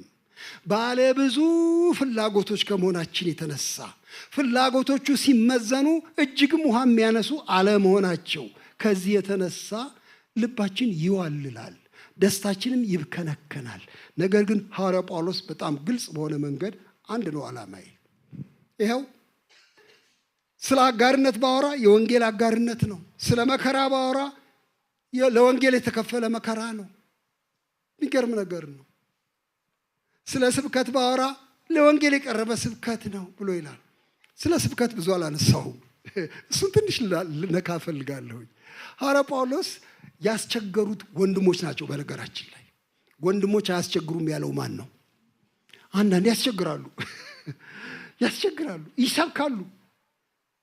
እንዲያውም አንድ ኮሜንታተር ምን ይላል? ሐዋርያው ጳውሎስ እዚህ ከተማ ከመምጣቱ በፊት ወይም ከመጣ በኋላ እሱ የመሰረተው ቤተክርስቲያን ውስጥ ያደጉ ሰዎች ናቸው እነዚህ ሰዎች እና የወንጌል ስብከት ይሰብካሉ። ምናልባት እነዚህ አይሁዳዊነትን የሚያጠነጥኑ ሰዎችም ነክተዋቸው ሊሆን ይችላል። እነዚህ ሰዎች ወንጌልን ይሰብካሉ፣ ግን ወንጌል የሚሰብኩት በቅንነት አይደለም። እዛ ላይ የተናገራቸው ቃላት አለ። በቅንነት ሳይሆን ከቅንዓት የተነሳ ነው የሚሰብኩት ወንጌልን። ለካ እንደዚህ ሊሰበክ ይችላል። አዎ እንትና ይሰብኩልን እኛ ከማን እናንሳለን በሚልም ለካ ሊሰበክ ይችላል ወንጌል። እግዚአብሔር ያትርፈን። ቤተ ክርስቲያን የሚከፍቱ አንዳንድ ሰዎች እንዴ እንትና መክፈት ከቻሉ እኔ የማልችልበት ምን ምክንያት አለ ብለው ሊከፍቱ ይችላሉ። ቅንነት የሌለበት ቅንዓት ግን ያቃጠለው አይነት እንደዚህ አለ። ሁለተኛ ፉክክር፣ ከማን አንሼ ሌላውስ ለወገናቸው የሚጠቅም ፈልገው የሚል ወገናዊነት፣ ቡድናዊነት፣ ዘረኝነት የፈለጋችሁትን በሉት። እንደዚህ ባለ መንፈስ ነው የሚሰብኩት። በነገራችን ላይ እነዚህ ሰዎች የሐሰት አስተማሪዎች አይደሉም። ብዙ ጊዜ እኔ ይጣላብኝ ነበር። ምክንያቱም የሚጣላብኝ ለምንድን ነው? ደስ ይለኛል። እንዴት ይላል ጳውሎስ? በእነዚህ ሰዎች ስብከት እንዴት ደስ ይለኛል ይላል። የተሳሳተ ትምህርት ይዘው። የተሳሳተ ትምህርት አይደለም የሚወቅሰው፣ የተሳሳተ ልብ ነው የሚወቅሰው። ልብ ብላችሁት እንደሆነ ህይወታቸው፣ ልባቸው ንጹህ አይደለም እንጂ ትምህርታቸው አይደለም። ስለ ክርስቶስ ነው የሚሰብኩት እና ክርስቶስ ከተሰበከ ድረስ ደስ ይለኛል እንጂ ምን ይከፋኛል? በእኔ ላይ መከራ ሊጨምሩብኝ ብለው ነው፣ ሊያሳጡኝ ብለው ነው የሚሰብኩት። ይሁን እንጂ ይሰበካ ክርስቶስ። አሁን ባለንበት በእኛ ዓለም፣ በእኛ አገር ወንጌል ሰባኪዎች ብዙዎች ናቸው። ስንቶቹ በቅን ልብ እግዚአብሔርን በመፍራት በነፍሳት ሸክም ወንጌል እንደሚያቀርቡ፣ ስንቶቹ ከማናንሼ ወይም ለራስ ጥቅም እንደሚያቀርቡ እግዚአብሔር ይመረምራል። ወንድሞቼ የእኛንም ይመረምራል፣ የሁላችንንም። እንግዲያው ዓላማችን አንድ ብቻ ከሆነ ማንም ይስበከው ማንም ክርስቶስን በትክክል እስከሰበከ ድረስ ደስ ይለኛል። ጠልቶኝ ሊሆን ይችላል፣ እኔን ማህበሬ ውስጥ ላይሆን ይችላል፣ እኔን እንዲያውም ስደትም ሊያመጣብኝ ፈልጎም ሊሆን ይችላል፣ እንዲያውም በፉክክር ሊሆን ይችላል፣ ንቆኝም ሊሆን ይችላል፣ ጠልቶኝም ሊሆን ይችላል። ግን ክርስቶስን ከሰበከ ይሰበካ ክርስቶስ፣ ደስ ይለኛል። ስለዚህ አንዳንድ ጸጉሬን ማሸውን ትንሽ ላቆም ነው። እኔ ላቆም ነው ማለት ክርስቶስን በትክክል የሚሰብክ ሰው ከሆነ የኔ ማህበር አባልም ባይሆን ግድ የለም፣ ብቻ ክርስቶስ ይሰበክ። የሌላ ዲኖሚኔሽን አባልም ቢሆን ብቻ ክርስቶስ ይሰበክ። ራሱን አይስበክ፣ አልባሌ ትምህርት አያምጣ። ክርስቶስን ግን ወንጌሉን ግን ከሰበከ እሺ። ጳውሎስ እንደዚህ አይነት ሁኔታ ውስጥ እንደወደቀ ታያላችሁ። እና እቺ ወንጌል የምትባል ነገር በቃ ዋና ይዘዋለች ማለት ነው አልኩኝ።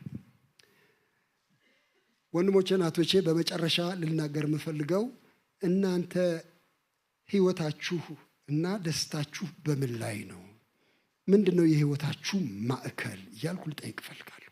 3 ጥያቄ ነው ይዤ የመጣሁት። እንዲያውም 3 ጥያቄዎች እዚህ ላለ ነው ልጠይቅ የፈለግኩት ከዚህ ሐዋርያው ጳውሎስ ከሚናገረው። አንደኛው ጥያቄ አሁን እንዳልኩት ደስታን እንደ ውጤት ነው የምታዩት ወይስ እንደ ግብ ነው የምታዩት ብዬ ልጠይቃችሁ ነው የመጣሁት። ወንድም ንጉሴ፣ እኔ ጌታ ደስታ እንዲሰጠኝ እፈልጋለሁ። ደስታ ነው የመጨረሻ ግቤ። ገንዘብ ላገኝ የሚፈልገው ደስታን ለማግኘት ነው። ትዳር የምመሰርተው ደስታን ለማግኘት ነው። ልጅ መውለድ የምፈልገው ደስታ ለማግኘት ነው። ስራ እንዲሰጠኝ የሚፈልገው ደስታን ለማግኘት ነው። ጤና እንዲኖረኝ የምፈልገው ደስታን ለማግኘት ነው የምትሉ ሰዎች ነው ወይ? በእውነት የምንከተለው ግብ ነው ወይ ደስታ? ወይስ ከፍ ያለውን የወንጌልን ዓላማ ስናራምድ የሚመጣና የሚይዘን የሚገናኘን ነገር ነው ደስታ? እሱን እንድናስብበት በጣም እፈልጋለሁኝ። ህይወታችሁ ውስጥ ዋናው ዓላማ ደስታ ነው? አንድ ስለ ሜሬጅ የተጻፈ መጽሐፍ አይቼ ደንግጫለሁ። እንደዚህ ይጻፋል ብዬ ስላላሰብኩ ነው የደነገጥኩት። ሰዎች ስጦታ ሰጡኝ። በኋላ ሴክሬድ ሜሬጅ ይላል። አንዳንዶቻችሁ አይታችሁት ይሆናል። ሴክሬድ ሜሬጅ በኋላ እስቲ ምንድን ነው የሚናገረው ብዬ ስል በጣም ብዙ ሰዎች የሚጋቡት ደስታ ለማግኘት ብለው ነው፣ ግን የእግዚአብሔር ዓላማ ደስታ ብቻ ነው ወይ ይልና እንዲያውስ መቀደሳችን አይደለም ወይ? ምናልባት የምታገቡት የበለጠ ለመቀደስ እስከሆነ ይላል፣ የበለጠ ወደ እግዚአብሔር ለመቅረብ እስከሆነ ብሎ ይላል። ወይ ጉድ አልኩኝ ለራሴ። እንዴ ደስታ ነው እንጂ አሯሩጦ ወደ ትዳር የሚወስደን አልኩኝ። ግን እንደ ክርስቲያን ህይወታችን ሁሉ የሚያሯሩጠው ዋናው ነገር የክርስቶስ ጉዳይ፣ የወንጌል ጉዳይ፣ ከሱ ጋር የበለጠ የመጣበቃችን ጉዳይ እንዲሆን በጣም ሐዋርያው ጳውሎስ አሳይቶናል። ኑሮ የለውም እንዴ? ኑሮ አይናፍቅም? እሱ ምን ማለት ነው? እንደኛ መኖር ደስ መሰኘት አይፈልግም እንዴ? እንደኛ በእርጋታ መኖር አይሻም እንዴ? ሐዋርያው ጳውሎስ እንደኛ አይርበውም አይጠማውም እንዴ? እንደኛ መልበስ አያምረውም እንዴ? እንደኛ ወዳጆች አያምሩትም እንዴ? ይሄ ሰውዬ አብዷል እንዴ? አላበደም። የበለጠ ነገር አግኝቷል። እግዚአብሔር ይመስገን። እንግዲህ ህይወታችንን የሚጠቀልል ዓላማ እግዚአብሔር ይስጠን፣ ከመበታተን ያድነን። እሱ ነው የመጀመሪያው ጥያቄ። ሁለተኛው ጥያቄ ህይወታችሁ ባለ ስንት ዓላማ ነው የሚል ነው። ከዚሁ ጋር የተያያዘ ነው። ባለ ስንት ዓላማ ነው ህይወታችሁ? ዓላማዎቻችሁን ቁጭ ብላችሁ እንድትመረምሩ ነው ዛሬ ምሽት በጣም ላሳስባችሁ የምፈልገው። የህይወቴ ግብ፣ የህይወቴ ዓላማ ምንድን ነው? ምንድን ነው ላረግ የምፈልገው? ለምንድን ነው ላረግስ የምፈልገው? ለምሳሌ መማር መጥፎ ነው ወይ? አይደለም። ሰው ግብ አድርጎ እስከዚህ ድረስ ልማር እፈልጋለሁ ቢል መጥፎ ነው ወይ? ኧረ ከቶውኑ። እንዲያውም አጥብቆ ነው ማድረግ ያለበት፣ ምንም ጥያቄ የለውም። ግን ለምንድን ነው የሚማረው? ተምሮ ምን ሊያረግበት ነው የሚፈልገው? ወዴት ነው ግስገሳው? ሰው በቢዝነስ ዓለም ከፍተኛ ደረጃ ለመድረስ ቢሯሯጥ ክፉ ነው ወይ? አይደለም ከቶውኑ። ግን ለምንድን ነው የሚፈልገው ገንዘቡን? ለምንድን ነው ቢዝነሱ እንዲለማ የሚፈልገው? የመጨረሻ አልቲሜት ፐርፐዝ አካቴው ዓላማ ምንድን ነው? እሱን ቀስ ብሎ መመርመር ያስፈልጋል ብዬ እላለሁ። አብዛኛው ሰው እንዲያውም እኔ የምፈራው ዓላማም እንኳን ላይኖር ሁሉ ይችላል። አብዛኛው ሰው እኔ ባለፈው ጊዜ ነግሬያቸዋለሁ። አንዲት ዘማሪት መስከረም የምትባል መዝሙር ጽፋ እባክህ ይህን መዝሙር ይኸው ስትለኝ አየሁት። መዝሙሩ ለምንድን ነው የምትኖረው የሚል ነው። በኋላ ደስ አለኝ መዝሙሩ እና በኋላ ቪዲዮውን አሳየችኝ። ክሊፑ ላይ መርካቶ ትሄዳለች። መርካቶ ትሄድና የድምፅ መቅረጫ ይዛ የስዕል መቅረጫን ይዛ ትሄድና መደብ ላይ የተቀመጡት ነጋዴዎች ይቅርታ አንድ ጊዜ ለምንድን ነው የምትኖረው? እንደዚህ እየዘረጋች ጣቃ የሚሸጡትን ነጋዴዎችን እነሱን አንድ ጊዜ ታስቆም፣ ይቅርታ አንድ ጊዜ ብቻ፣ ብዙ ጊዜ አልፈጅብህም፣ ለምንድን ነው የምትኖረው? የህይወት ዓላማ ምንድን ነው? አብዛኛው ሰው ጸጉሩን ያሻል። ምን አይነት ጥያቄ ነው ይላል። አይገርምም? አማርኛው ግልጽ ነው፣ ግን አስቦት ስለማያውቀው ምን አይነት ጥያቄ፣ ለምን ነው የምጠይቂኝ? አንቺ ምንድን ነሽ አንቺ ራስሽ ማለት ይጀምራል። አይ እኔ ለሌላ ነገር አለን፣ ብቻ የመኖር ዓላማ ምንድን ነው ለማለት ነው። የመኖር ዓላማ የምለው ቆይ የምልሽ በቃ እኖራለሁ። ምንድን ነው አንቺ ምን ነው የምትፈልጊው? አብዛኛው ሰው ቁርጥ አድርጎ አያውቀውም። ሶስተኛ ጊዜ ደግማ የጠየቀች እንደሆነ ምናልባት የመኖር ዓላማዬ ለምንድን ነው የምኖረው? ለምንድን ነው? እኔ እንጃ በቃ ለልጄ ነው አለ። ልጄ አድጋልኝ ትምህርቷን ጨርሳ እንደዚህ ለወግ ማድረግ በቃ ለዚህ ነው። ጥሩ ዓላማ ነው፣ ትንሽ ዓላማ ነው ግን ገብቷችኋል? ብዙ ጥሩ ዓላማዎች ግን ትንንሽ ዓላማዎች ናቸው። ቁርጥ ያለ ጠቅላይ ዓላማ፣ ገዢ ዓላማ አላችሁ ወይ ለማለት ነው። ሐዋርያው ጳውሎስ አለው በማያሻማ መንገድ። ሁለተኛ ቆሮንቶስ 5 ላይ ጽፎታል። አንዱ ስለ ሁሉ ሞተ፣ እንግዲያስ ሁሉ ሞቱ ብሎ ይለናል። አንዱ ስለ ሁሉ ሞተ፣ እንግዲያስ ሁሉ ሞቱ። በሕይወትም ያሉት ወደፊት ለራሳቸው እንዳይኖሩ ለሞተላቸውና ለተነሳላቸው እንጂ እርሱ ስለ ሁሉ ሞተ ብሎ ይላል። በጣም ይገርማል። ኢየሱስ ክርስቶስ ሞት ለድህነታችን ብቻ የቀረበ መስዋዕት አይደለም፣ የህይወት ፍልስፍናችንም ነው። እግዚአብሔር የተመሰገነ ይሁን። እሱ ሞተልን ማለት እኛ ሞትን ማለት ነው። ወክሎን ነዋ። እንግዲያውም ምንኖር ከሆነ ምንተነፍስ ከሆነ ምንበላ ምንጠጣ ምናገባ ምንጋባ ምንወልድ ምንማር ምንሰራ ከሆነ ለእርሱ እንኖራለን፣ ለእርሱ እንሰራለን። የህይወት ጠቅላይ ዓላማችን እሱ ነው። እግዚአብሔር ይመስገን። እግዚአብሔር ይህን በልባችሁ ያትም፣ ለሌላ እንዳትኖሩ ያርጋችሁ፣ ሌሎች ዓላማዎችን ያሳንስባችሁ። ምርቃት ነው እርግማን ነው? ምርቃት ነው። እግዚአብሔር የተመሰገነ ይሁን። ሶስተኛ ጥያቄ ላነሳ የምፈልገው ኢየሱስ ክርስቶስ የህይወታችን ማዕከል ነው ወይስ አንድ ተጨማሪ ግብአት ነው የሚል ነው ጥያቄ። ዊ እንደዚህ እንዴት ትጠይቃለህ አንተ? ግብአት ትለዋለህ ጌታን የምትሉ ሰዎች በጣም ብዙ ሰው እንደሱ ይኖራል። ኑሮዬን እኖረዋለሁ ማለቴም በቃ እንደ ማንኛውም ሰው እኖረዋለሁ፣ ግን ተጨማሪ ኢየሱስ ደግሞ አለኝ ይላል። ኢየሱስ ተጨማሪ ግብአት ነው? አሳማሪ ህይወታችን አሳማሪ ነው ወይስ ኑሯችን ነው ራሱ?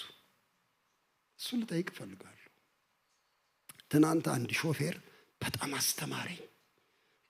አስተማረኝ። በፍጹም አልጠበቅኩትም። እሱ እየነዳ ወሬ እያወራን እንሄዳለን። ዝም ብለን እያወራን እንሄዳለን። በኋላ ድንገት እንደዚህ አይነት ወሬ ተነሳና ስማ አሁን ወጣቶቹን ሳያቸው አለኝ። እሱ ራሱ ወጣት ነው። ወጣቶቹን ሳያቸው በቤተ ክርስቲያን በሌላም ቦታ ሳያቸው ይኸውልህ ኢየሱስ ክርስቶስ የሚለውን ይሄ ወንጌል የሚለውን ምናምን የሚለውን ይወዱታል፣ ግን ሊያሳምሩበት ነው አለኝ። ሊያሳምሩበት ነው፣ ለጌጥ ነው የሚከተሉት እንጂ የመጨረሻ ህይወታቸው እሱ አይደለም።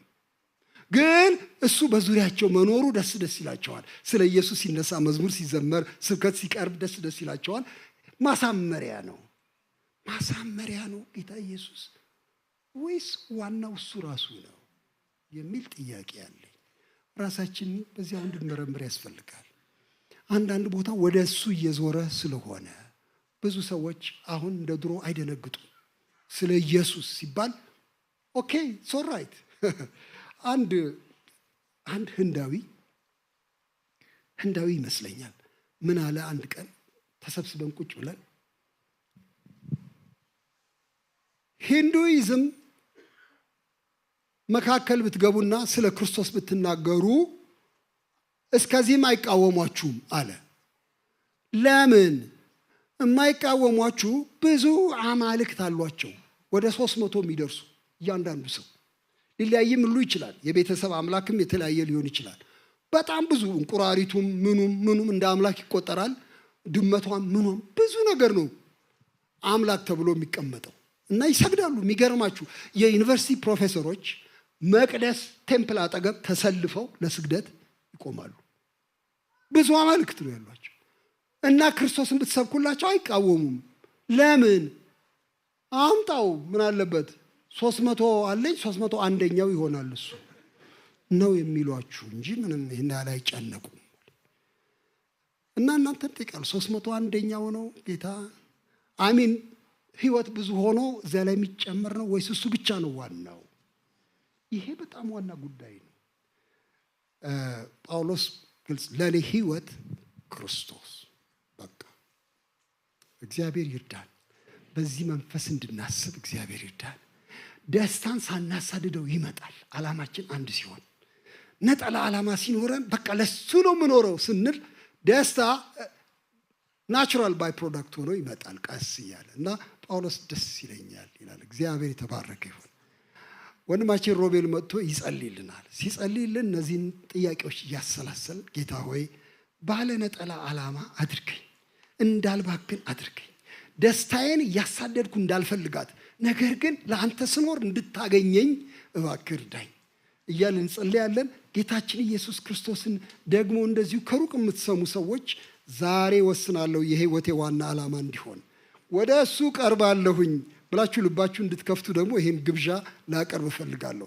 ከሱ የከፍ ያለ ምንም ነገር ስለሌለ ወደ እርሱ ስትመጡ ደስታችሁ እንደ ውጤት ለእናንተ ይሰጣል። እግዚአብሔር የተመሰገነ ይሁን። ወንድሜ መጥቶ ይጸልይልናል። ሁላችንም አብረን ከሱ ጋር እንጸልያለን። ሁላችንም በእግዚአብሔር ፊት እንጸልያለን። ቦታችን ላይ እንሆንና አዲስ ሰዎችን መጀመሪያ እንጠርተን ከዛ ደግሞ ሌሎቻችን ምላሽ በእግዚአብሔር ፊት እንሰጣለን። በጣም በዚህ ውስጥ የሰማነው መልእክት እውነተኛ ደስታ የሚገኘው ለእግዚአብሔር በመኖር ውስጥ ነው። ዓላማችን ደስታ አይደለም። ዓላማችን ራሱ እግዚአብሔር ነው። እኛ እግዚአብሔርን ስንፈልግ እኛ ህይወታችን ለእግዚአብሔር ሲሰጥ ከዛ ውስጥ ደግሞ ደስታ እኛን ያገኘናል ነው። እኛ ግን መኖር ያለብን ለእግዚአብሔር ነው። ብዙ ጊዜ ምናልባት ሲባል ሰምታችሁ ሊሆን ይችላል፣ በተለይም አዲስ የመጣችሁ ሰዎች። ምክንያቱም እናንተ ነው ዛሬ አሁን ይሄኛው ጸሎት ጥሪ ዛሬ ገና ነው ቤተክርስቲያን የመጣሁኝ። ምናልባት እስካሁን ድረስ ለብዙ ምክንያቶች ኖራችሁ ሊሆን ይችላል። በተለይም ቅድም የተነሱ ጥያቄዎች ደስታን ለማግኘት ነው፣ ይሄንን የምሰራው ደስታን ለማግኘት ነው፣ ገንዘብ የምፈልገው ደስታን ለማግኘት ነው የሚል ጥያቄ ሊኖራችሁ ይችላል በውስጣችሁ። ለብዙ ነገር ኖረን ሊሆን ይችላል። ግን መልሱ ግን አንድ ነው። እግዚአብሔር የፈጠረን ለሱ እንድንኖር ነው። ጌታን ተቀበሉ ሲባል በዛው ያለው እውነተኛው ነገር ህይወታችን ለጌታ በመስጠት ውስጥ ነው ጌታን የምንቀበለው። ዛሬ ህይወቴን ለክርስቶስ መስጠት እፈልጋለሁ የምትሉ ሰዎች ካላችሁ ምናልባት በዚህ ቃል ውስጥ እግዚአብሔር ተናግሯችሁ ቢሆን እስካሁን ድረስ ኖር የነበረበት መንገድ ሌላ ነበረ፣ አሁን ግን በእውነት ሙሉ በሙሉ ህይወቴን ለክርስቶስ ኢየሱስ ልሰጠው እፈልጋለሁ የምትሉ ሰዎች ካላችሁ በአካባቢያችሁ ላይ አስተናጋጆች አሉ፣ ከላይም አሉ፣ እዚህ ታች ጋር አስተናጋጆች አሉ። ወደዚህ ጋር አንጠራችሁም፣ ግን እዛው ባላችሁበት ጋር ግን ለአስተናጋጆች በእጃችሁ ምልክት ስጧቸው። መጥተው ይጸልዩላችኋል፣ አድራሻችሁን ይቀበላሉ። ከዛም ደግሞ ወደፊት ደግሞ አብረን እንዴት እንደምንማር ይነግሯቸዋል። የምንፈልገው የእግዚአብሔርን ቃል አብረን መማር፣ እግዚአብሔርን ማገልገል፣ ለሱ መኖር ነው። እንደዚህ አይነት ሰዎች ካላችሁ እጃችሁ ልታሳያችሁ ጠይቃችኋለሁ። ዛሬ ነው የመጣሁኝ። ምናልባት አሁን በተነሱ ጥያቄዎች ውስጥ እነዚህ ጥያቄዎች ላይ እውነት እግዚአብሔር ካልሆነ መልሱ የህይወታችሁ ማዕከል እግዚአብሔር ካልሆነ የምትኖሩለት ዛሬ ግን እግዚአብሔርን ላረገው ፈልጋለሁ ብለን የምንል ሰዎች ካለን እስካሁን ድረስ ክርስቶስ ኢየሱስን አላውቅም ነበር፣ በደንብ እንደሚገባ አላውቀው ነበረ።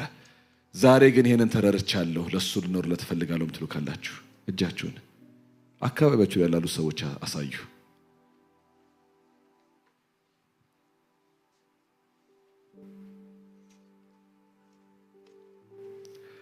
እግዚአብሔር አምላክ መልካም አምላክ ነው። በዛ ውስጥ በእውነት የህይወታችሁን ዓላማ ታገኙታላችሁ። የተፈጠርንበትን እውነተኛ ዓላማ በዚህ ውስጥ ነው የምናውቀው። እዚህ ላላችሁም ብቻ አይደለም፣ ኦንላይንም ለምትከታተሉ ሰዎች እንደዚህ ይህንን ጥሪ እናቀርባለን። ስክሪናችሁ ላይ ስልክ ቁጥር እንዳለ አምናለሁ። በዚህ ስልክ ቁጥር ኮሚኒኬት ልታደርጉን ትችላላችሁ። በተለይም ሀገር ውስጥ ያላችሁ ሰዎች ካላችሁ ኮሚኒኬት ልታደርጉን ትችላላችሁ። በውጭም ካላችሁ አትሊስት በኦንላይንም ቢሆን ለማግኘት እንሞክራለን። ግን ህይወታችሁን ለክርስቶስ ኢየሱስ ለመስጠት የምታስቡ ሰዎች ካላችሁ ይሄ ብቻ ደግሞ አይደለም። ምናልባት ከጌታም ርቄ ነበረ፣ በፊት ጌታን እፈልግ ነበር፣ ጌታን አመልክ ነበረ፣ አሁን ግን ህይወቴ ከጌታ ርቆ ነው ያለው የምትሉም ሰዎች ካላችሁ በዚህ ስልክ ቁጥር ኮሚኒኬት አድርጉን። አብረን ደግሞ እንደገና እናድጋለን።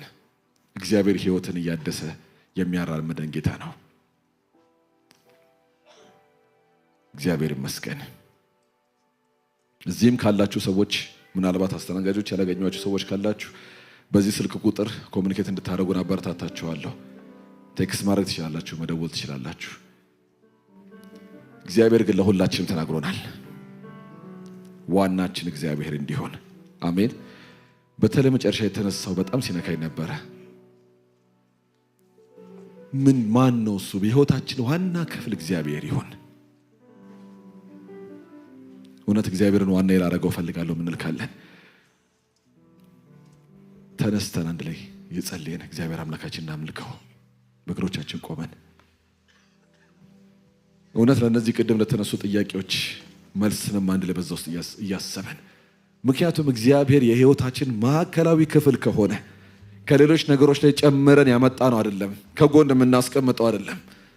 እግዚአብሔር የህይወታችን ዋና ለኔ ህይወት ክርስቶስ ነው ያለው። ይሄ የህይወታችን መገለጫ እግዚአብሔር ያድርገው። በዚህ ውስጥ ሁሉም ነገር አለ። እውነት ብዙ ምኞቶች ሊኖሩን ይችላሉ፣ ብዙ ነገሮች እንል እንችላለን። ግን ጥለነው ግን አንድ ነው የምንይዘው እግዚአብሔር ጋር።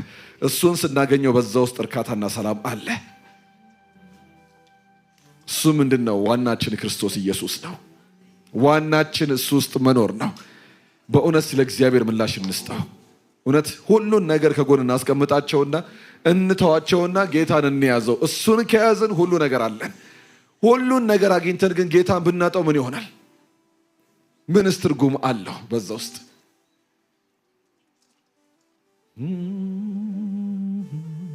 በእውነት እስቲ ላንተ እኖርልሃለሁ በለው እግዚአብሔርን። ህይወታችን ለሱ ሳሬንደር ያደርግ፣ ጉልበታችን ለሱ ይንበርከክ። ዋና የህይወታችን ማዕከል የሆነ ጌታ፣ ዋና የህይወታችን ማዕከል የሆነ ጌታ። እውነት ለእግዚአብሔር ልባችን እናንሳ። በዝማሬ ለእግዚአብሔር ምላሽ እንሰጣለን። ግን ወደ ዝማሬው እየሄድን ግን ትንሽ ለጸሎት ልቀሰቀሳችሁ ፈልጋለሁ። ከጌታ ጋር እንድንነጋገር። እግዚአብሔር ሲናገረን ዝም ብሎ አይደለም፣ በባዶ አይደለም። እግዚአብሔር የሚናገረን ስለፈለገን እኮ ነው፣ ስለወደደን እኮ ነው። እግዚአብሔር ለኔ ኑሩልኝ። እውነት መልሱ በዛ ውስጥ ነው ያለው። እግዚአብሔር ሲፈጥረን እሱን እንድንመስል ፈጠረን። ለራሱ ነው የተፈጠረው እንጂ ለኛ አልተፈጠርንም። ለምድርም አልተፈጠርንም፣ ለራሳችን አልተፈጠርንም፣ ለሌላ ነገሮች አልተፈጠርንም። ዘፍጥረት 1 ላይ እግዚአብሔር ግልጽ አድርጎትን የጀመረው ለኔ ብሎ ነው የፈጠረን። እግዚአብሔር ለሱ ስንኖር ህይወታችን ሙሉነት ይሰማታል። ለእግዚአብሔር በመኖር ውስጥ እግዚአብሔርን በማግኘት ውስጥ የህይወታችንን ሰላም በዛ ውስጥ እናገኘዋለን። ኢቭን ሰላምና ደስታም አይደለም፣ ዛሬ እግዚአብሔር ነው እሱ የተናገረን። ነገራችን ራሱ እግዚአብሔር ነው፣ ለሱ ተፈጥረናል። ስለዚህ ስላነሳሳችሁ ፈልጋለሁ ለጸሎት። ምክንያቱም በጸሎት ውስጥ ሆነን ነው ለእግዚአብሔር የምንዘምረው። የምላሽ የጸሎት መዝሙር ነው አሁን የምንዘምረው። ግን እስቲ ለጌታ እንንገረው። በቃ ዋናዬ አንተ ነህ፣ አንተ ነህ፣ አንተ ነህ እንበለው እስቲ። ዓለሙም ይላል ቃሉ ሲናገር ምኞቱም ያልፋሉ ይላል ቃሉ ላይ። እቺ ዓለም ለካስ የምታልፍ ናት፣ ምኞቷም ታልፋለች። ተመኘነ ያለው ነገር ለካስ ያልፋል፣ ወደ ኋላ የሚቀር ነገር ነው። እና የማይቀር ማን ነው? እግዚአብሔር አምላክ። በምድርም አብሮን ያለ በሰማይም አብሮን ያለ ለዘላለም አብረ ነው የምንኖረው እግዚአብሔር አምላክ። ጌታ ንገሩት። እግዚአብሔር ስንነግረው ደስ ይለዋል። ሰው ባፉ መስክሮ ይላል ቃሉ ሲናገር አይደለም እንዴ? በልቡ አምኖ ይላል። በልባችን የምናምነው ነገር ባፋችን ለጌታ እንነግረዋለን። ልክ ኢየሱስ ክርስቶስ ጌታ ነው ብለን ኮንፌስ እናደርግ እኮ ጌታ እንደሆነ ባፍ ብትመሰክር ይላል ቃሉ ላይ ሲናገር፣ ስንመሰክረው ማለት እኮ በህይወታችን ላይ የመሾም ምስክርነት ነው። ዋና ያንተ ነህ ነው። ጌታ በእኔ ላይ አንተ ነህ ነው። እግዚአብሔር አምላክ እንጸልያለን በኢየሱስ ስም። ሌላ ሁሉ ይንከባላል። ጌታ ነኝ ያለ ሁሉ በኢየሱስ ስም ይንከባላል። ዛሬ አስንቀን ለትንሽዬ ዓላማ ኖረን ከሆነ መልካም የሆኑ ግን ትንሽ ዓላማዎች ይዘን በዛ ቆመን ከሆነ በኢየሱስ ስም እንጸልያለን። ከእጃችን ላይ አራግፈው አስጥለን ዋናችንን አንተን እንያዝህ ጌታ እግዚአብሔር አምላክ። በአንተ እንሞላ በኢየሱስ ስም እንጸልያለን። አንተ ብቻ ትልቁ አንተ፣ ለእኛ ዓላማችን አንተ፣ ለልጆቻችን የምናሳልፈው ዓላማችን አንተ እግዚአብሔር ሆይ፣ በዙሪያችን ላሉ የምናስተላልፈው ዓላማችን አንተ፣ የመኖር ዓላማችን አንተ፣ የመስበክ ዓላማችን አንተ፣ የመዘመር ዓላማችን አንተ፣ ስንሰራ ዓላማችን አንተ እግዚአብሔር አምላክ። ከሰዎች ጋር ስንጫወት ዓላማችን አንተ፣ ስንወጣ ዓላማችን አንተ፣ በትዳራችን ውስጥ ዓላማችን አንተ እግዚአብሔር አምላክ፣ በቤተ ክርስቲያን ዓላማችን አንተ፣ በትምህርት ቤታችንም ስንሄድ ዓላማችን አንተ። መስክሩት፣ ንገሩት ለጌታ። ጌታ ስንነግረው ደስ ይለዋል። ዓላማ ያንተ ነህ በሉት። በእውነት ዓላማ ያንተ ነህ በሉት። ስንነግረው እግዚአብሔር በዛ ደስ ይለዋል። ወደ እግዚአብሔር እንናገረዋለን፣ እናወጀዋለን በሕይወታችን ላይ። የእግዚአብሔር መንፈስ መገኘቱ አለ በማዕከላችን።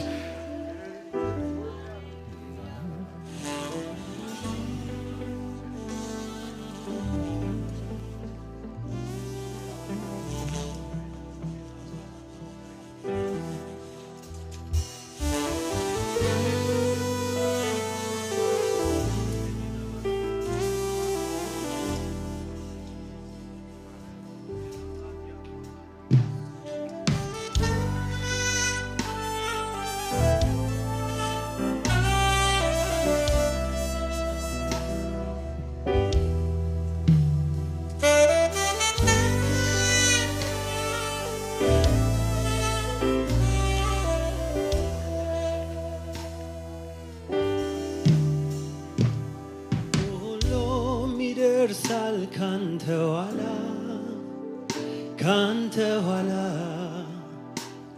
ማንም ይደርሳል ካንተ ኋላ ምንም ይደርሳል ካንተ ኋላ ባይደርስም ግድ የለም ካንተ ኋላ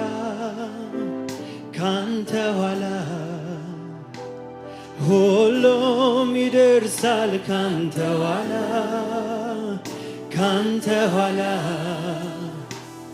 ማንም ይደርሳል ካንተ ኋላ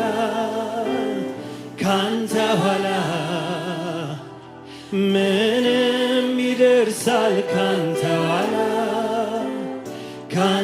ኋላ ባይደርስም ግድ የለም ካንተ ኋላ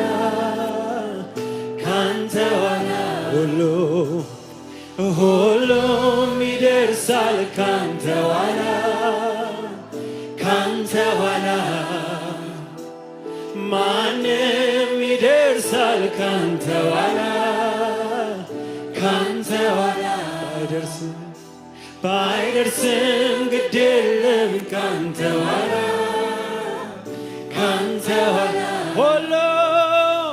ሁሉም ይደርሳል ካንተ ኋላ ማንም ይደርሳል ካንተ ኋላ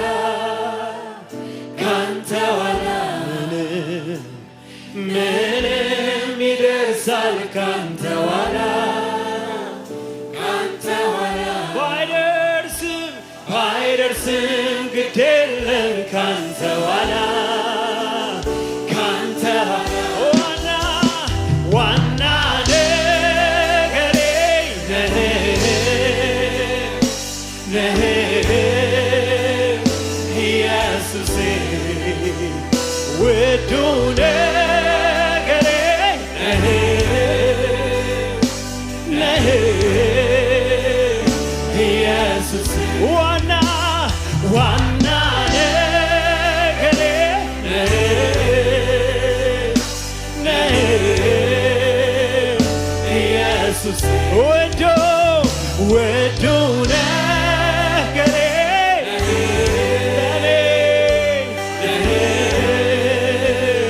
ኢየሱስ ዋና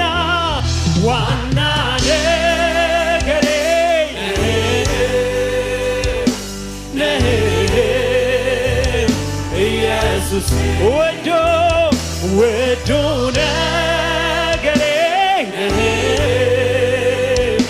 ነህ ኢየሱስ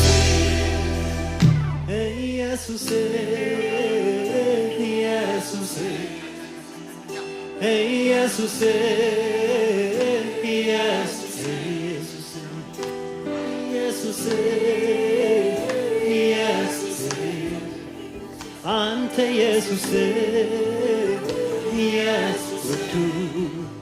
ውዱ ኢየሱስ ዋና ነገሬ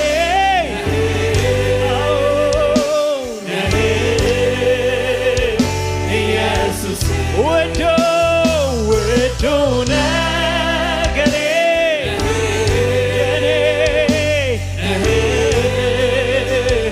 ኢየሱስ ዋና ነገሬ ኢየሱስ ኢየሱስ ውዱ ነገሬ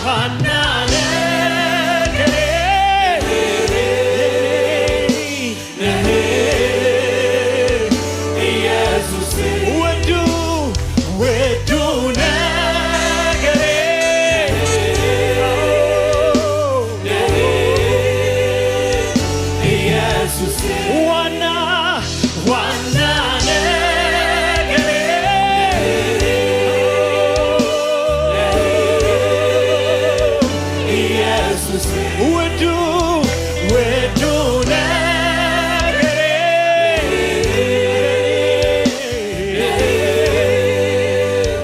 ኢየሱስ ኢየሱስ ኢየሱስ ኢየሱስ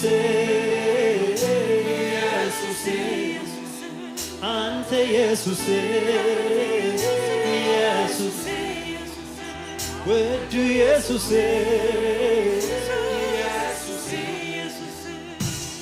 መኖሬን የወደድኩት አንተ ጋር ራሴን የወደድኩት አንተ ጋር ሕይወቴን የወደድኩት አንተ ጋር ነገዬን የወደድኩት አንተ ጋር መኖሬን የወደድኩት አንተ ጋር ራሴን የወደድኩት አንተ ጋር ሕይወቴን የወደድኩት አንተ ጋር ነገዬን የወደድኩት አንተ ጋር ኢየሱሴ ኢየሱሴ ኢየሱሴ ኢየሱሴ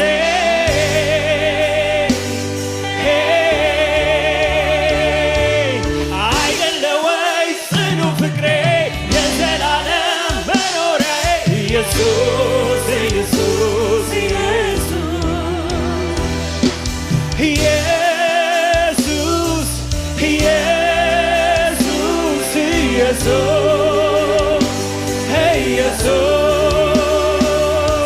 ኢየሱስ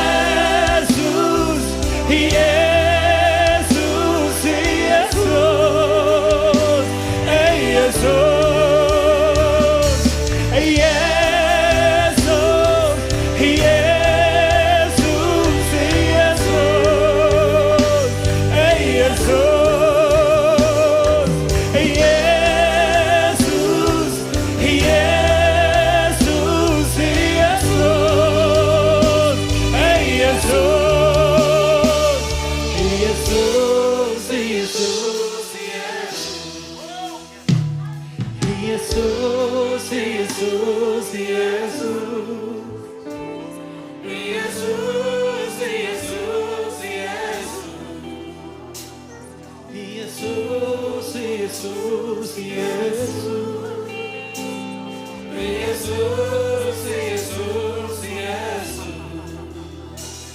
መኖሬን የወደድኩት አንተ ጋር ራሴን የወደድኩት አንተ ጋር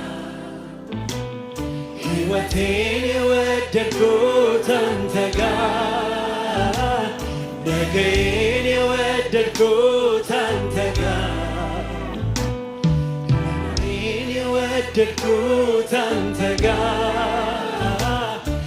ራሴን የወደድኩት አንተ ጋር ሕይወቴን የወደድኩት አንተ ጋር ነገዬን የወደድኩት አንተ ጋር ኢየሱሴ ኢየሱሴ ኢየሱሴ ኢየሱሴ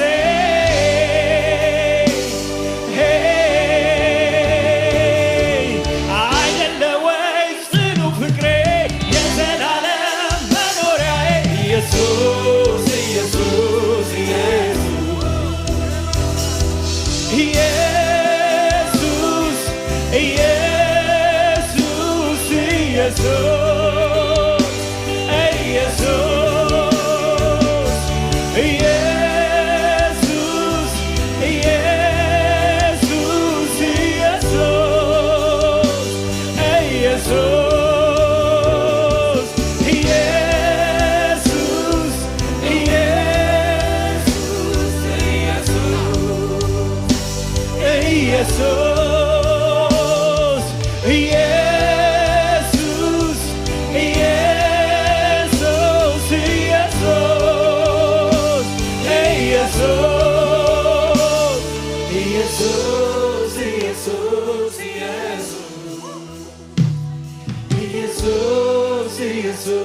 ኢየሱስ ኢየሱስ ኢየሱስ ኢየሱስ ኢየሱስ ኢየሱስ ኢየሱስ ኢየሱስ ዋና ዋና ነገሬ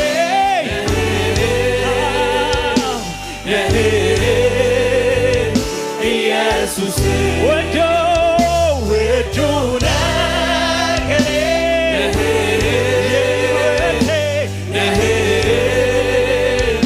ኢየሱስ ዋና ዋና ነገሬ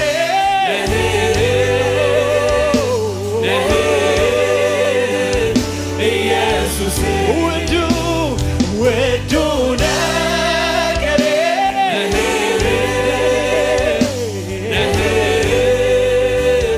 ኢየሱስ ዋና ዋና ነገሬ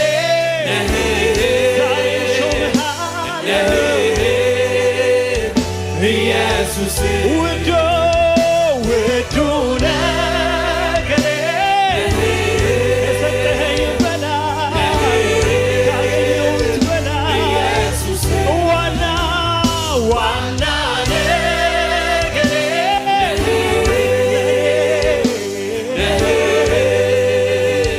ኢየሱስ ውዱ ውዱ ነገሬ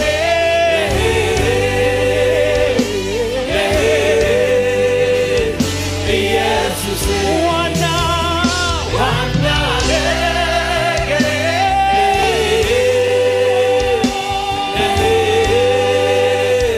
ኢየሱስ ውዱ ውዱ ነገሬ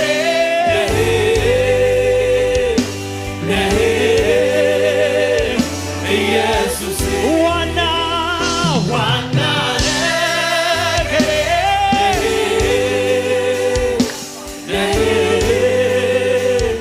ኢየሱስ ወዶ ወዶ ነገሬ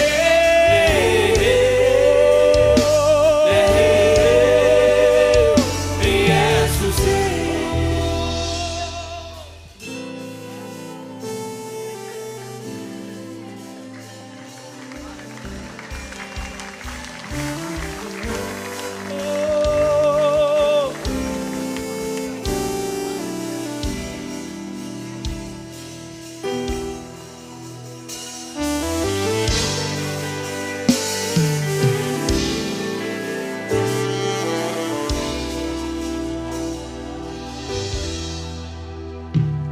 ሁሉም ይደርሳል ካንተ ኋላ ካንተ ኋላ ማንም ይደርሳል ካንተ ኋላ ካንተ ኋላ ምንም ይደርሳል ካንተ ኋላ ካንተ ኋላ ባይደርስም ግድ የለም ካንተ ኋላ ካንተ ኋላ ሁሉም ይደርሳል ካንተ ኋላ ካንተ ኋላ ማንም ይደርሳል ካንተ ኋላ ካንተ ኋላ ምንም ይደርሳል ካንተ ኋላ ካንተ ኋላ ባይደርስም ግድ የለም ካንተ ኋላ ካንተ ኋላ ዋና ነገሬ ኢየሱስ ኢየሱስ ውዱ ውዱ ነገሬ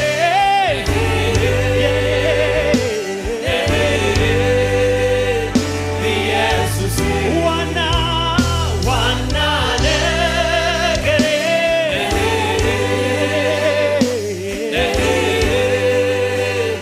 ኢየሱስ ውዱ ውዱ ነገሬ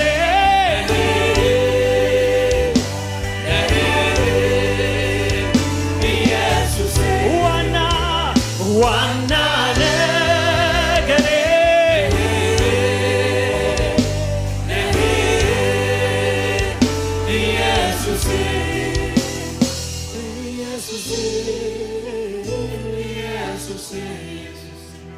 ኢየሱሴ ኢየሱሴ ኢየሱሴ ኢየሱሴ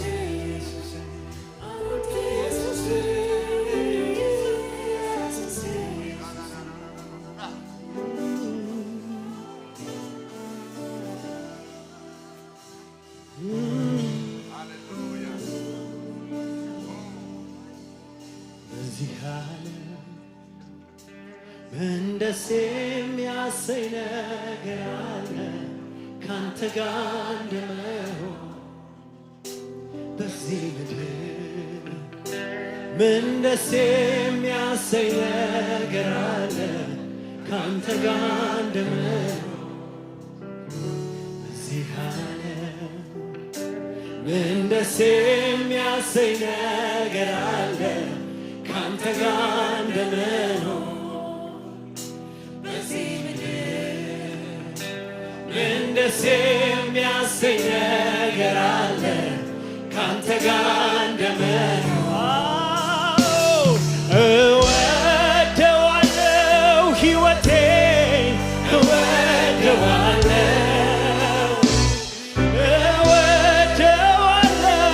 መኖሬን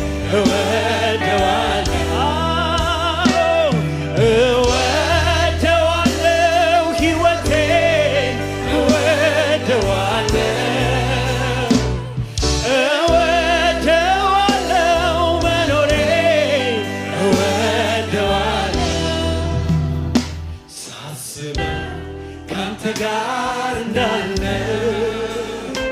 ሳስበው ሁሌ ደስታለሁ ሳስበው ካንተ ጋር እንዳለ ሳስበው ሁሌ ደስታለሁ ሳስበው ካንተ ጋር እንዳለ ሳስበው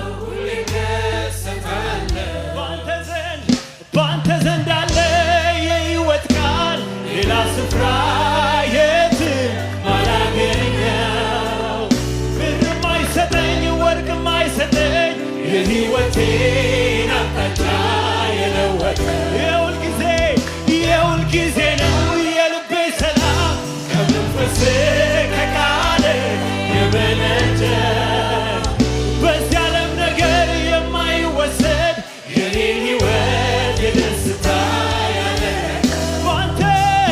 ባንተ ዘንድ አለ የሕይወት ቃል ሌላ ስፍራ የትም አላገኘው ብርም አይሰጠኝ ወርቅም አይሰጠኝ የኔን ሕይወቴን አቅጣጫ የለወጠ የሁልጊዜ ነው የልቤ ሰላም ከመንፈስ ከቃል የመነጨ በዚህ ዓለም ነገር የማይወሰድ የኔን ሕይወት የደስታ ያደረገ ብዙ ደስታ አለ በሕይወቴ ብዙ ደስታ አለ ብዙ ሰላም አለ በሕይወቴ ብዙ ሰላም አለ ጌታ ኢየሱስ ከኔ ጋር ስላለ መንፈስ ቅዱስ በኔ ውስጥ ስላለ ጌታ ኢየሱስ ከኔ ጋር ስላለ መንፈስ ቅዱስ በኔ ውስጥ ስላለ ጌታ ኢየሱስ ከኔ ጋር ስላለ መንፈስ ቅዱስ በኔ ውስጥ ስላለ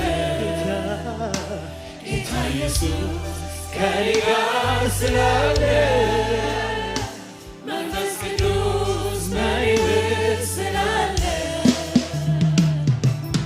ካንተ የሚበልጥ ለኔ ማንም የለም አንተ ብቻ አንደኛ ዘላለም ዘላለም ተባረክልኝ ዘላለም ተወደስልኝ ዘላለም ተባረክልኝ ዘላለም ተወደስ ካንተ የሚበልጥ ለኔ ማንም የለም።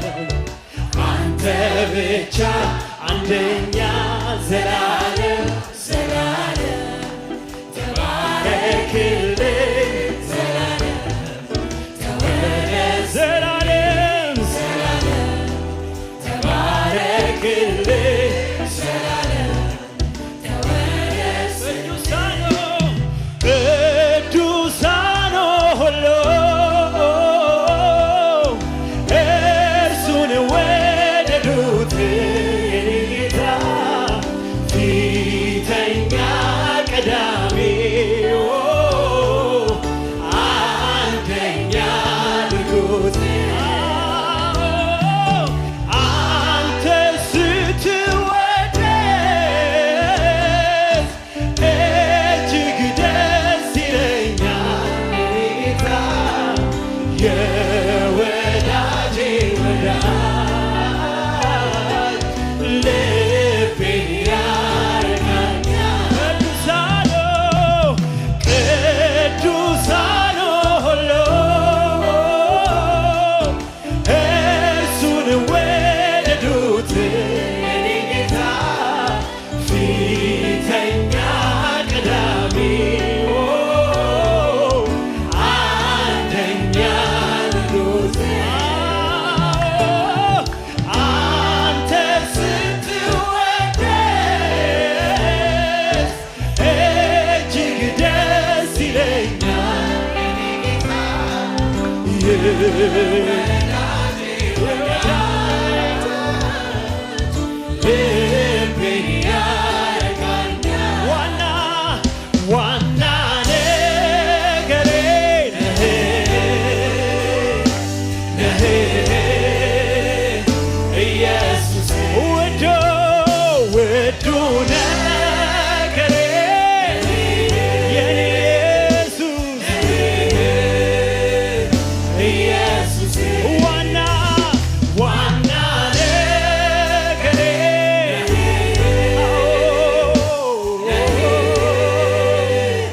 ኢየሱስ ውዱ ነገሬ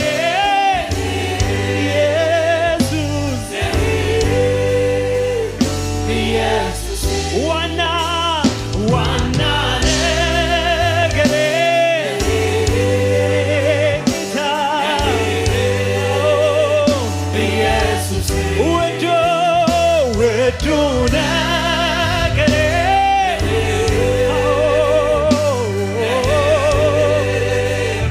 ኢየሱስ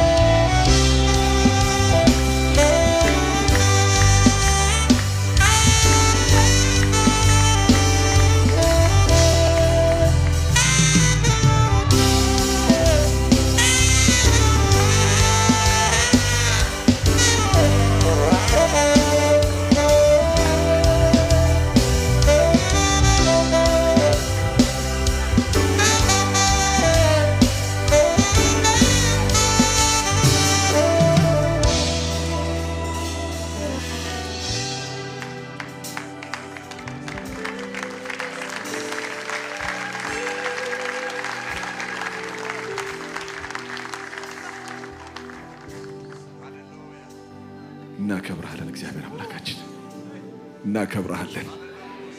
ለአንተ በመኖር ውስጥ ያለው ደስታ እግዚአብሔር አባቱ ኤክስፒሪየንስ ስላደረግነው እናመሰግናለን። እውነት የደስታ መንፈስ በመካከላችን አለ። የሰላም መንፈስ፣ የደስታ መንፈስ በመካከላችን አለ። እግዚአብሔር አምላኩ እናከብርሃለን ኢየሱስ።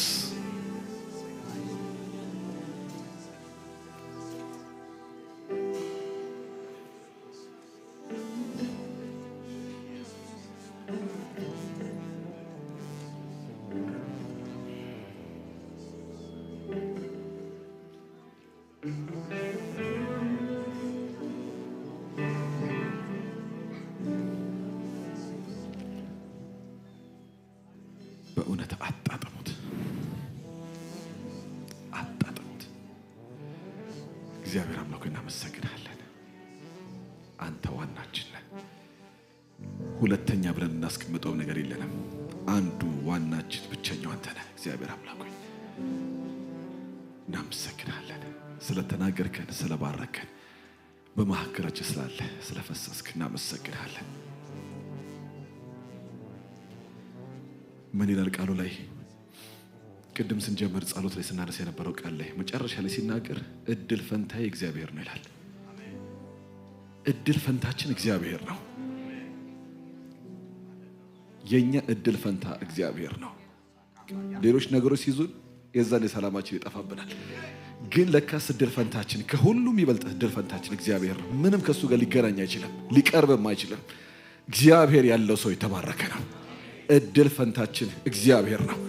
እጣዬንም የምታጠና አንተ ነህ ይላል። ከዛ በኋላ እግዚአብሔር አምላክ ሆይ እናመሰግናለን። በአንተ ውስጥ ረፍት ስለሆነልን፣ በአንተ ውስጥ ሰላም ስለሆነልን እናመሰግናለን። ስምህን እንባረከዋለን። ይህ ደስታ ከኛ ጋር አብሮን ይኑር አብሮን። በዚህ ደስታ እንድንወጣ በኢየሱስ ስም ጸለይን።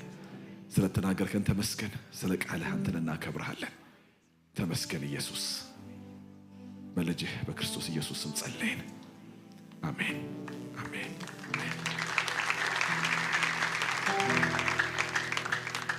እግዚአብሔር አምላክ ይባርካችሁ። ኔክስት ዊክ እንቀጥላለን። ጋሽ ንጉሴ እግዚአብሔር አብዝቶ ይባርክ።